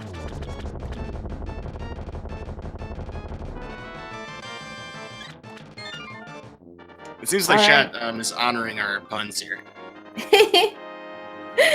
So I just want to quickly mention, so saltyphry is down a dungeon. Now going to be down 2 dungeons because Andy has just been to Swamp Palace and he has Ice Palace Crystal. So the other fact is saltyphry is still down a sword, so he's not even going to be able to do those poke dash strats on Argus that Andy is doing. So he's going to have to find a sword somewhere along the way. So he's probably going to be checking more locations than Andy would have when he was doing the dungeons. So just to find that extra sword. You could always gamble that it's in Ganon's tower, but you know, with so many locations out in the open, it's kind of scary to think. Yeah, I mean, it's kind of unlikely to see him want to go to, you know, Ice Palace to kill Cold Stare and get his second sword before going into Swamp. I mean, Swamp has so many item locations, but I mean, it's one of those gut check decisions. I mean, Salty could decide, hey, I need to, you know, go finish Ice and get it out of the way. Or maybe putting that off, trying to just get Go mode sooner. If he does try to do that, and, you know, he could avoid the big key item or the big key location in Ice Palace on the right side. So he may end up delaying to try and Go mode it. That would be a sensible decision in his perspective. Yeah. Also, Rip Berg Toss. Unfortunately, Andy is all business today. Today is the day to be all business. This is not your average tournament. With so much on the line, I can definitely understand why there would be no bird toss today. Yeah, and shoutouts and thanks to Twitch for sponsoring this tournament. The top prize is $4,000. So, I mean, yeah, we're not stopping for memes here. Yep. And if Andy does manage to finish up this race and win, he will be in the money for at least 500. Top prize being 4,000, second being 2,000, third being 1,000, and fourth being 500. Certainly a first of its kind for this, and we greatly appreciate all of you for tuning into this race in this top 8 bracket. If you've been enjoying the race, though, I recommend to give these runners a follow. They are obviously on Twitch as well, and they've put in a lot of time and effort to making this stuff happen. Show them some love. Yep.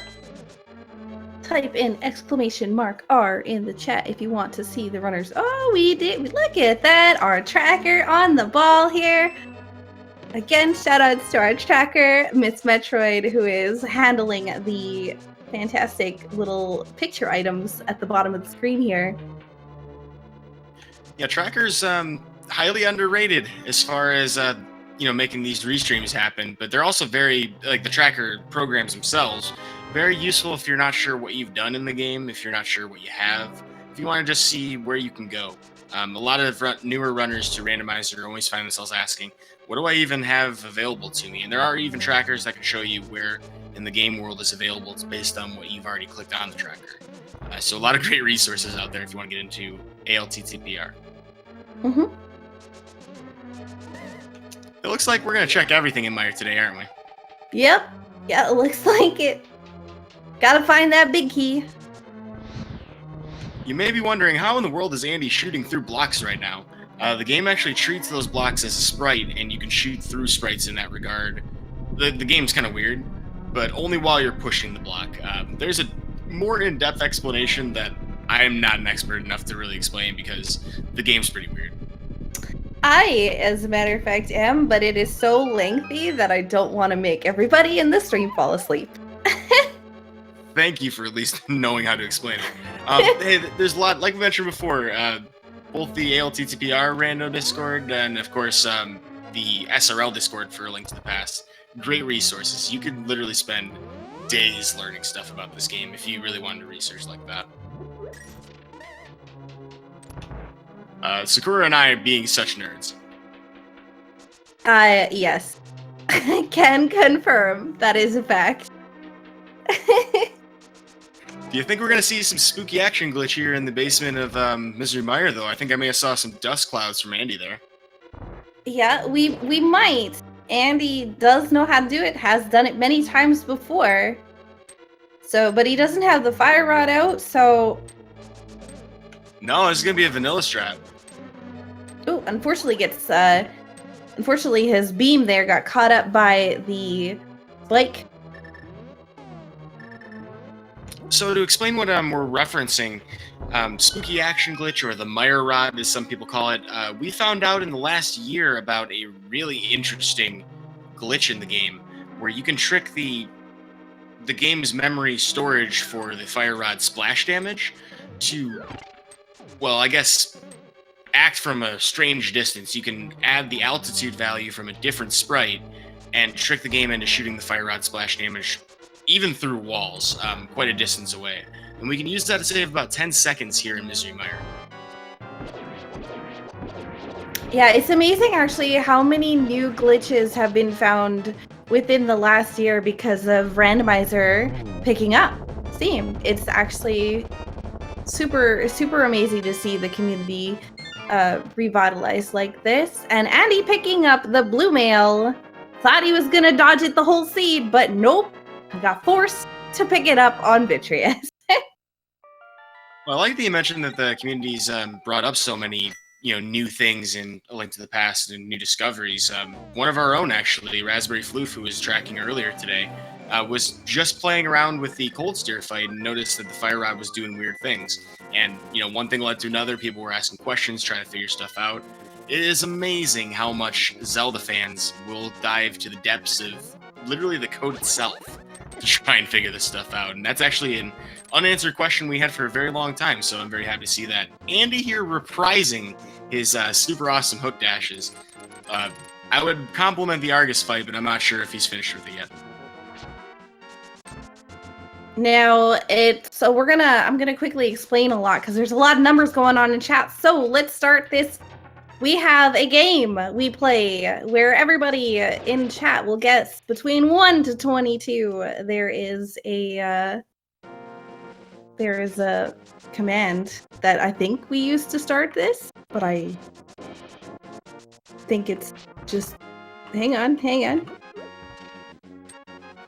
it is. There it is. All right. If you are a supporter of Speed Gaming, either a subscriber or have used 250 bits in the stream, then you can guess the 1 to 22 and you could get entered in on the leaderboard if you guess the correct test that the boss key or the big key is in. Been playing too much OOT lately. Hey, no such thing. There's no such thing as too much Zelda ever. But yeah, you're gonna wanna get those guesses in. So, what's your guess? Well, I'd like to echo one of my favorite co-commentators, Dr. Bob Tastic. He's a good personality. He has centered his name, I'm assuming, on Bob, our favorite glitched anti-fairy sprite here in Ganon's Tower, which would be number 14 if we go right then left. If we don't find a small key here, we will find half magic, which is nice. Yep, and I always guess 7, so going with our traditional numbers. So. And thankfully, we will not be killing Bob today, as bonking into that torch for that item there would have completely eliminated that glitch sprite. So maybe we'll still see it. Andy, though, has checked 3 item locations, and we'll be heading further left. We'll find 4 more in this next room. Yep. This is where we're going to find chest number 7. Yo, getting the Tempered Sword, though. That's going to be a nice upgrade. The difference between Master and Tempered on Ganon is significant. So getting that Tempered Sword is actually probably making him feel pretty good at this point. And I do think that Andy will probably feel like he's ahead just because of that early hover towards the hammer. So I think he's going to be feeling a little bit confident right now. Yeah, and while it was possible for saltyphry to have done that potion glitch to get to it earlier, it's not as commonly done. I mean, the hover to get that chest is easily the least done thing ever in A Link to the Past. I don't think I've seen more than 2 people do it, period. So, I mean, nothing that I think saltyphry would anticipate. So, Andy does have a pretty commanding position here. Yep, and we found the big key. It was chest number 9. So congratulations if you chose chest number 9. We'll check in a second here after a delay who was actually the person to guess it first. But yeah, with that and the one small key that we need, we're heading up to the top of the tower, and Andy, with a better sword available to him, is much more comfortable doing so. So I always love seeing these gauntlets because you can really see the execution. Every time you complete a rando, it's always different. But the gauntlet, you will always have to do pretty much, as long as you're playing a regular and not like Triforce Hunt or something. So the execution in the gauntlet is something always I'm in awe of every time. Well, I see that, and then Andy falls off the edge. Andy tries to dash his way through. There's a small setup you can do in that room, the room that the community calls Ganon Z. I prefer Ganon GT because of where we are. It makes sense. But Andy's trying to put on a display of some fast strats. That's something that you would see an MG runner do. If you would just do it properly, you can dash right through there without even falling off. Some people will actually jump right off to get the invincibility frames. I really am impressed by Andy here, though. With half a heart, he's going to try and finish up the rest of this gauntlet. Yep. My heart is racing at the moment. But again, this is something that when you do NMG for so long, you know the movement you need to do in order to avoid some of these things. He doesn't have powder, so he's going to have to do this without it.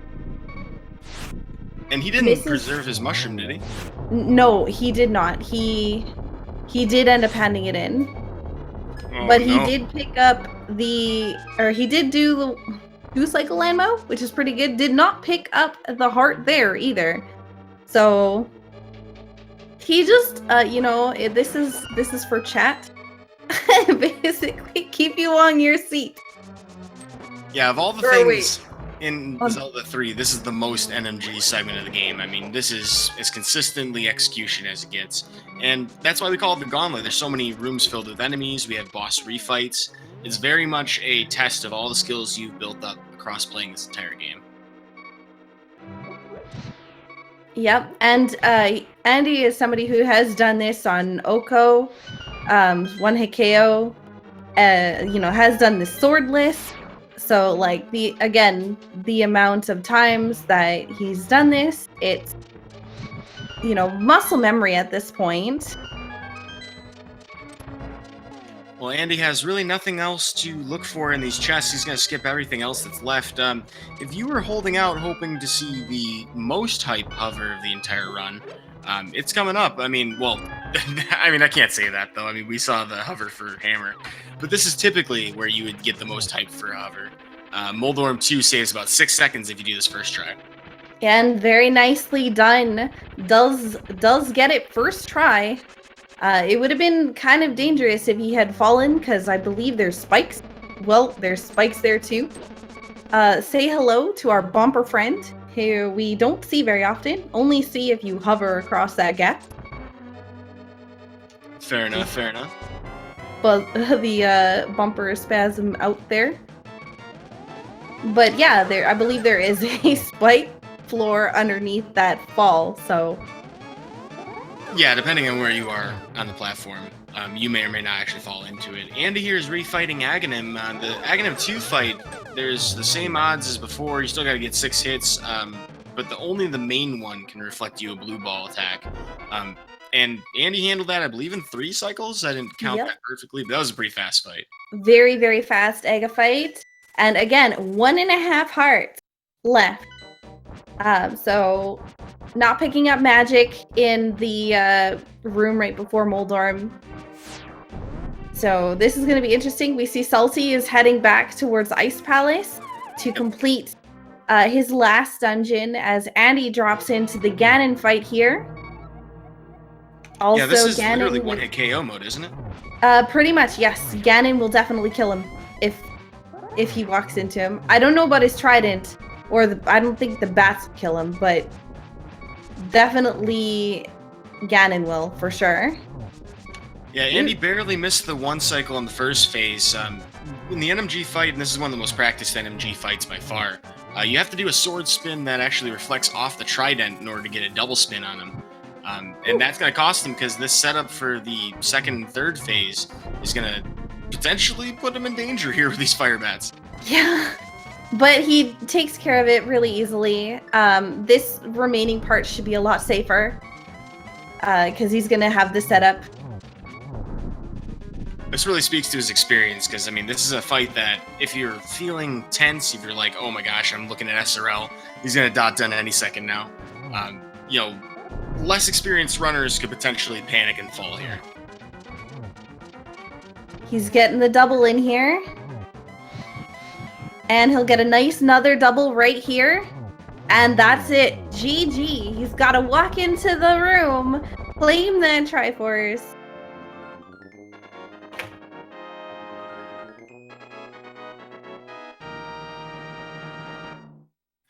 Well, having crossed into the Triforce room, ALG Andy will finish first place in this race, an official SRL time of 1 hour, 45 minutes, and 43 seconds. GG, Andy. Absolutely. That was a phenomenal Ganon fight. Again, 1.5 parts. Very, very nicely done. And of course, we will also cheer on saltyphry as he finishes up his race with just Ice Palace to finish up and a go mode Ice Palace at that, going straight to Cold Stare. He's going to be heading right up the Ganon's Tower immediately following. This ended up being considerably close for the time that saltyphry had to spend double dipping things today. We'll see, though, if we can get Andy in here for an interview. I'm sure he has words to share on this one.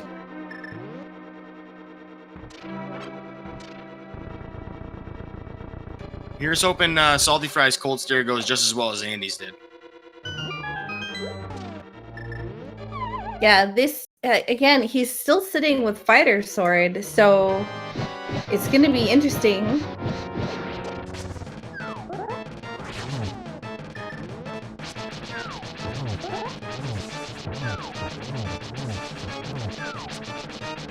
Yeah, and Hammer or Cold Stare, as we mentioned before, Andy made it look really easy, but this is an extremely deadly fight, even with Blue Mail.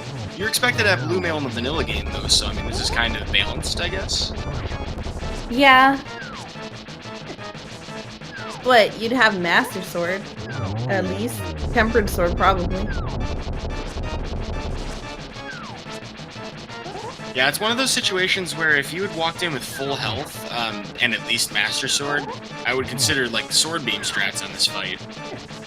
Unfortunately, not available to saltyphry with the Fire Sword, so really limited in his options. But he managed to pull it off, and he's going to get his bombs as a reward. So saltyphry's on the way to Ganon's Tower.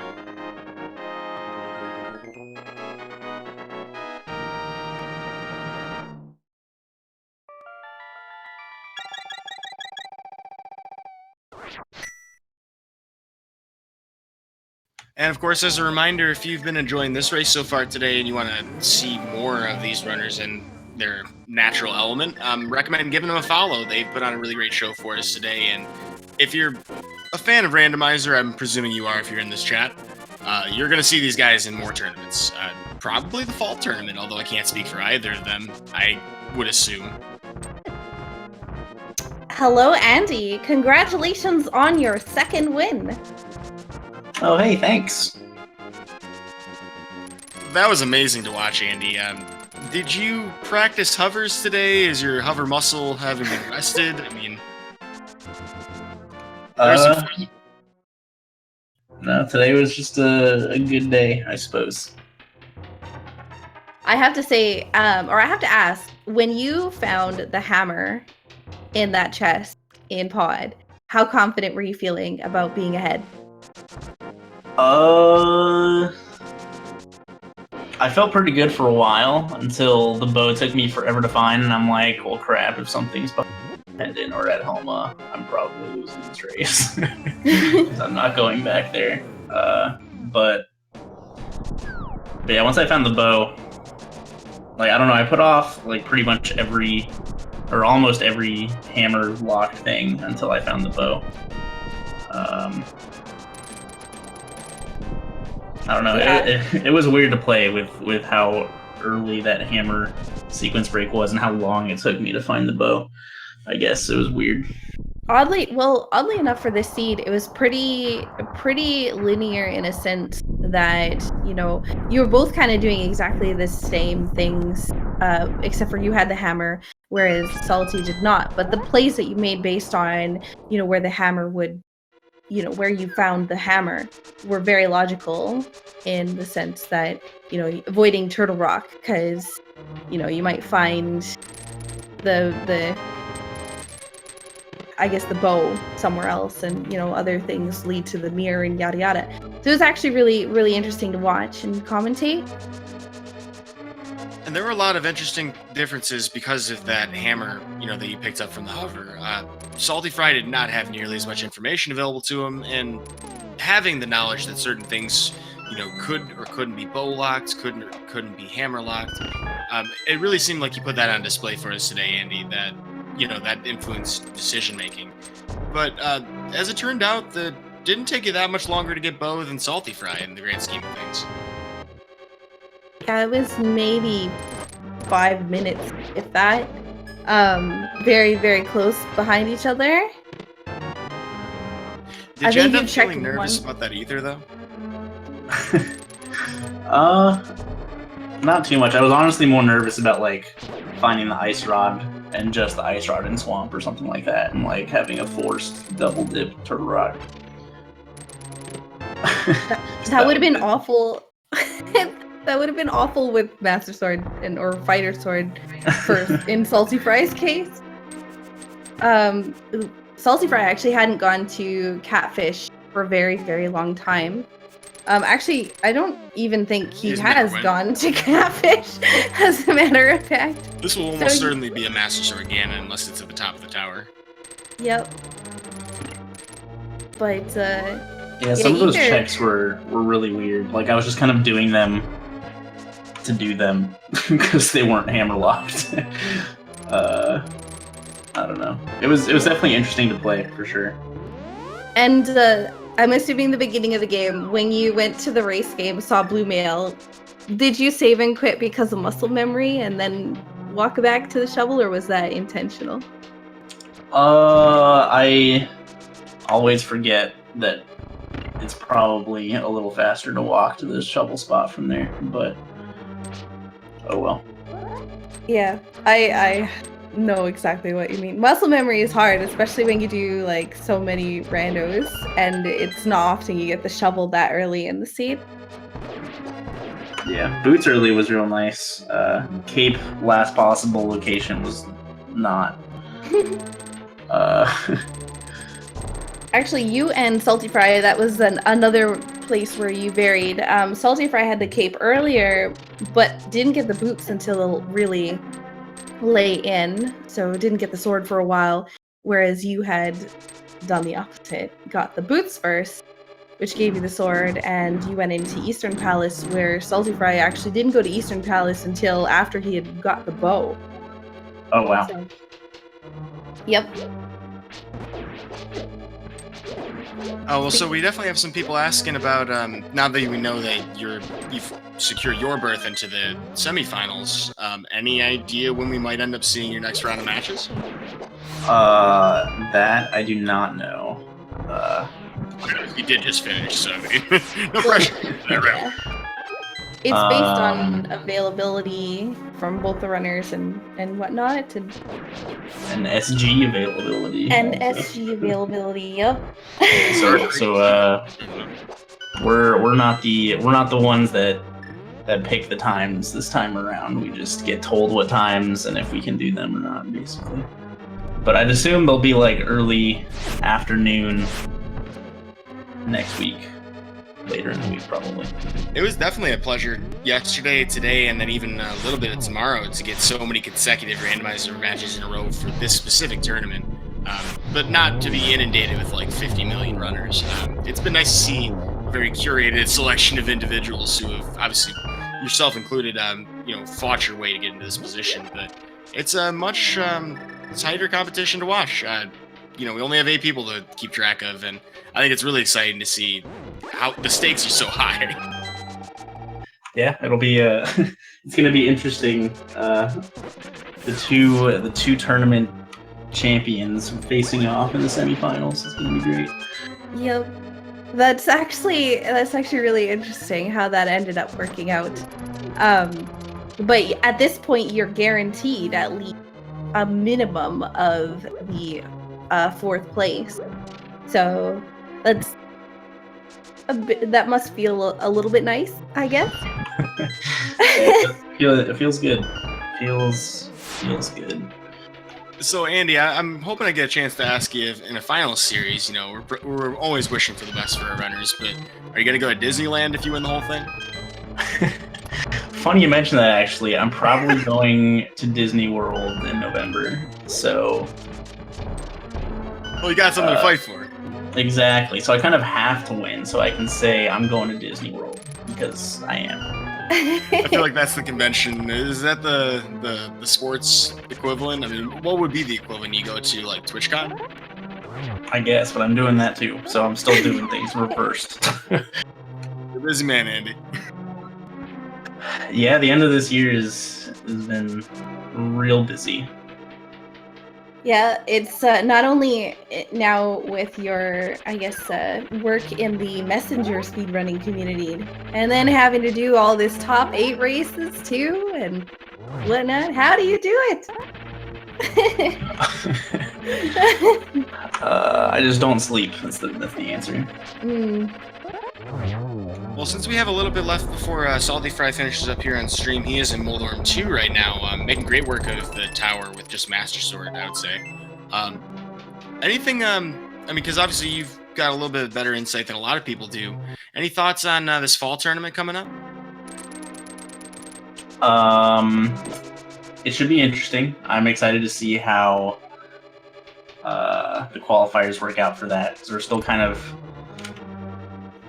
we've tested out a couple different qualifying methods in the last few tournaments, and some of them have been good, some of them have been not good, but there's always been, some sort of issue with some qualifying thing, so hopefully, we can figure out a basis to work all the rest of the tournaments around, rather than having, like, huge planning periods in between tournaments. Yeah. Seems like a logistical nightmare. But I'm really excited for the format of the next tournament. It'll vary things up a bit so people won't get tired of the same old stuff. Inverted mode is gonna be super cool, and I'm really excited to look like an idiot while I'm playing Zelda again. Yeah, inverted mode has definitely, I don't know if anybody has seen it, but definitely completely different than regular. Like the openings and the dungeons and all these other things are really strange to see. I've always wondered what it's like to be on the dark side of the moon pearl. Well, maybe we'll just call it the sun pearl now. That's the thing, right? The thing that's going around. Seems fair enough. But it ruins my pun. But yeah, no, it was great to see the execution on this seed. Just, having Fighter Sword for so long, even having Master Sword for so long, it was great to see just different strategies. The Cold Stare fight with Hammer was really good. That Cold Stare was super aggressive. He did not chill out for like the first 20 seconds of that fight. Yeah, you were like, stay in the corner, and he was like, no, I'm out. No, I'm gonna launch at you at super speed. I mean, there's a lot of really weird things going on in this race. I mean, this weird damage clip you had with the mini Helmasaur and Palace of Darkness. Yeah, that happens sometimes. I've never seen it before. I mean, you get that? You literally bounced across a railing, didn't you? Yeah, picking up the pot is like perfectly lined up to clip into that railing. So if the Helma hits you, like you can either like knock the Helma off, you can kill the Helma, or the Helma damage boosts you through the railing. It's like a super consistent thing that happens if the Helma hits you there. Well, that's the best part about A Link to the Past. You will learn something every day you watch this game. Also of note, since we do have it on screen at the moment, saltyphry is doing a different strategy for Ganon because of his Master Sword. Until he gets to the Phase 4, or until he can get a solid hit on him with the sword spin, trying to line up the silver arrows, he was for a minute there looking to try sword spins just for damage, but it's kind of a weird timing when you have Master Sword. Looks like it's gonna be a just above 2 hours here for Salty. Again, needs to walk into that room. I feel so bad for Kyong. For those of you who didn't watch the spring tournament or haven't seen a lot of Randomizer, Kyong92, one of our runners in that tournament, actually enacted it's a weird glitch. I believe it's a cutscene thing where you can continue moving through a cutscene if you're standing next to a ledge. And he actually fell, which made him redo the Ganon fight, and he lost a race and eventually his tournament for it. So we always mention that. Don't fall at the end of Ganon. Stand a little bit further away from the edge. There's been a few runners who have fallen at the edge there. So it's always a wait until they go into the Triforce room before saying GG. And to be fair, I mean, NMG timing always used Triforce room anyway, but... Yep. GG to saltyphry for the completion of the seed. Looks like we may have him ready for an interview as well. Yeah. Sure. Hello, saltyphry. Hello. And GG. Thank you. GG, Andy. Well done. GG, dude. Yeah, it seemed like the deciding factor for this race was the hammer. Yeah, as soon as I found that, I kind of figured I was almost certainly screwed. I figured I had one small chance at that point in time, which was maybe that Helmasaur or the Green Pendant had something, because I was 100% sure that Andy had got that hammer on his first trip through Pod, and I knew that there was no way he could have had the bow at that point in time, so there was no way he could have killed Helmasaur. So I figured if I could kill Helmasaur and get the Green Pendant, maybe I could get something that would help me. That was pretty much my only chance at that point in time, which obviously didn't happen, but that was pretty much what I was thinking at that very point. There was a few times where having the hammer was a little bit of a disadvantage. There was the Thieves Town big chest, didn't have anything in it, thank goodness. There was nice also red rupee. Yep. There was also the Ice Palace dip, having to go through Ice Palace twice. A little bit time consuming, so Ice Palace was generally a disaster, because not only that, I managed to get myself in a situation where I had no place to go and basically had to death warp back to the start, because I took a really crappy route from the beginning. I don't know, I don't dip Ice Palace all that many times without the hammer, so I haven't really thought that much about routing, but the way I routed it was definitely very bad. I should have gone to the bottom first and then come back up. And then there was the fairy revival while trying to death warp. Yeah, of course, right? That gave you a lot of health back. I was actually really surprised. It just gave me 7 hearts worth of time to sit there and think about what I'd been doing and what I'd done at that point in time. So yeah, I'm just sitting there and sulk about what I'd done. Yeah, because then immediately after you had gone basically over to the Village of Outcasts and picked up the smith and brought it over. So I bet at that point you were kind of thinking yourself a little bit about going to Ice Palace instead of doing the smiths.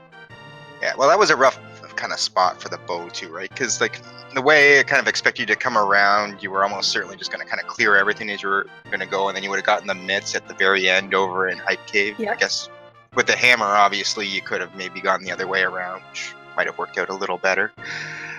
So that was obviously going to get isolated pretty well. So, and I was when you're playing against someone like Andy, you're going in there trying to maybe make a play at some point in time that can give you an advantage, and I like I don't like to just go out and do crazy things right off the bat. I like to make it like a calculated gamble. Once I'm starting to run out of places, like I'll go maybe the slightly less place to go, which is why like I was like, all right, Ice Palace now seems like a decent play. Maybe like there's a few spots out there that stuff could still be, but maybe this is where it is. If the hammer's in there, I might be in great shape. And that strategy may have paid off a lot more if it weren't for the hover that Andy did to get that hammer. And he could have done like a camera manipulation. I don't think he walked in with the potion at that time, though. Yeah, that was my problem. I would have almost certainly done that. Like I was thinking about that, like how it would have played out actually, since I've been on a 30-minute delay. I've had some time to think about this, and yeah, like it may well have played out quite a bit different, because I may well have ended up like dipping Turtle Rock when I was up there that very first time, because that may have ended up being the play I decided I wanted to make in sticks. I would have felt like a lot better of a gamble to make over dipping Ice Palace without the hammer. Obviously, that's not exactly something you feel great about, no matter when it is. Yes, I mean it's a rough break for that hammer location, and the way that I think Andy put it best in IRC, for SRL, saying that it's a bad seed. A lot of things that stink when you're a runner to kind of deal with. Yeah, even with the hammer early, it was still like super late location progression, pretty much the entire way through. Yeah, well, the beginning just felt like really slow, where you're basically forced to do almost everything. I managed to get around without doing Eastern, I guess, somehow, some way. Like, even then, it felt like I was running from one end of the world to the other just to check one location in order to avoid that, which felt extremely inefficient in itself. But like as soon as I found the cave, like I still had several other spots to check. I'm like, all right, as soon as I find a sword, I'm definitely going to Aghanim. I was just hoping at that point in time it would be before Eastern, because like even if Eastern had the progression or something at that point in time, like the Hookshot, like I figured one way or another we're doing Aga at this point in time. We got no power gloves, we got no hammer. Like the chances that you're just gonna walk into Eastern and find like both of those seem extremely slim at that point. Yeah, it was really odd at the beginning. It was like you had bombs and a quake, which you couldn't use because you didn't have a sword, and a bottle with a bee in it. Yeah, I kept that gold bee till the end. He cleared out the mold orms for me, and I was like, nope, don't have a weapon yet. We're keeping this bad boy. Pulled out my net. It's the first time I've ever caught a bee in a randomizer in my life. Yeah, it doesn't really come up too often, does it? I mean, like, where else would you if you were in Ice Rod Cave and you had boots and you wanted to get that good bee to get 100 rupees? I mean, I can't think of any other situation. I see it felt like the exact opposite at the start of our race yesterday, where yesterday we just seemed to get everything in Kakariko, and this one we got basically nothing in Kakariko, so the complete opposite, more or less. Yeah, it's rough at the beginning when you just don't get anything. It kind of just led you to opposite corners pretty much. You had to get the boots over in Ice Rod Cave. Hagina had the cape. Then the sword was at the Bonk Rocks, literally like a triangle on the map, to try to get all the items. It was something. I was somewhat thankful to at least to get the boots, so at least I could go get that fire rod, because I hate going up the Aga's tower with just the fighter sword. And you spent a very long time with Fighter Sword. Commendable, strats all around for both of our runners today, because and this is really the strength of Randomizer, is you get to learn how to work with any kind of equipment you're given. We saw really awesome boss fights with much less equipment than we would hope to have. And of course, we did end up getting silver arrows, which is nice for the few bosses we needed them for. And I was very impressed to see the game knowledge from both of you, because you had to know a lot of different things to try and take advantage of every little time save. It was good to see all the hook dashes. And Andy, I believe you beat the Dead Rocks twice on that. Oh yeah, it was nice. I owned the Waffle House today. All about those drive-thrus. So there's gonna be no game 3 tomorrow. For you guys, this is gonna be unfortunately the end of saltyphry's summer tournament, I guess, career thing for this tournament. I don't even know what to call it, but well, I said for the summer tournament. But Andy's going to be heading up against Ajneb, who is So Andy, again, what we were mentioning earlier, was the winner of the spring tournament. Ajneb, the winner of last year's spring tournament and the fall tournament last year as well. So it's going to be a very, very good semi-finals matchup between those two. We have one of the other placements for the semi-finals decided. That's Gem. We're still figuring out between Korek and Pikapal, so we have more races coming up tomorrow. We have more races coming up tomorrow as well, so it'll be stack bracket. Yeah, it'll definitely be something you're going to want to see. So if you're not already, make sure to give the Speed Gaming channel here a follow. The races will be on this channel here. And if you want to see more Randomizer, you can follow the other Speed Gaming channels as well. Speed Gaming 2 through 5, I guess, at the moment.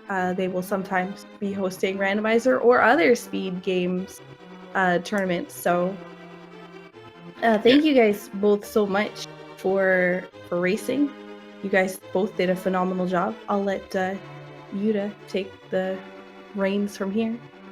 Thank you. Also, a big shout out to Twitch for sponsoring this tournament and giving us the exposure. Feels great to be able to share one of the best games ever made, in my opinion, with so many people, and to see this community grow as much as it has. Pretty awesome to be under the Twitch umbrella for that. Just want to echo the same sentiments Sakura Sabasa shared, and also to thank you for sharing the mic with me today. I'm excited to see the rest of this tournament, and I'm sure the rest of the Twitch viewers and the audience out there are. So you know what to do. Smash those follow buttons for these runners, this channel. Make sure you're keeping an eye on that schedule. And, you know, if you want to take part in a Link to the Past randomizer as well, it doesn't take a whole lot to get involved. Emulators are pretty easy to use. SNES 9X, definitely recommend it. Lots of resources out there. And if any of you, want to learn more about it, you can probably approach any of us. We're all, very eager to share this game with the world. And pretty much everybody in chat's going to point you in the right direction. Zelda 3, fantastic to play and fantastic to watch, as I'm sure you all just witnessed. So I've been Eudaimonistic, joined today by Sakura Sabasa. Want to give our runners an opportunity for any final thoughts. We'll start with saltyphry. I'll say thanks a lot to you guys for commenting. Thanks to Ms. Metroid for tracking. Thanks to all the administrators for putting this thing together. It's been a lot of fun. I didn't actually expect to make it this far. GG Andy, and best of luck going forward. Take it all down. And Andy, any thoughts before we sign off here? Me and Ben should be a pretty good matchup. I'm excited. Hopefully, early boots in those races too. And GG's saltyphry. I'll do my best. All right, well, that's about it for us here today on Speed Gaming. Thanks for tuning in, everybody. We're looking forward to seeing you for the next race. Until next time, we'll see you next mission. Bye, guys.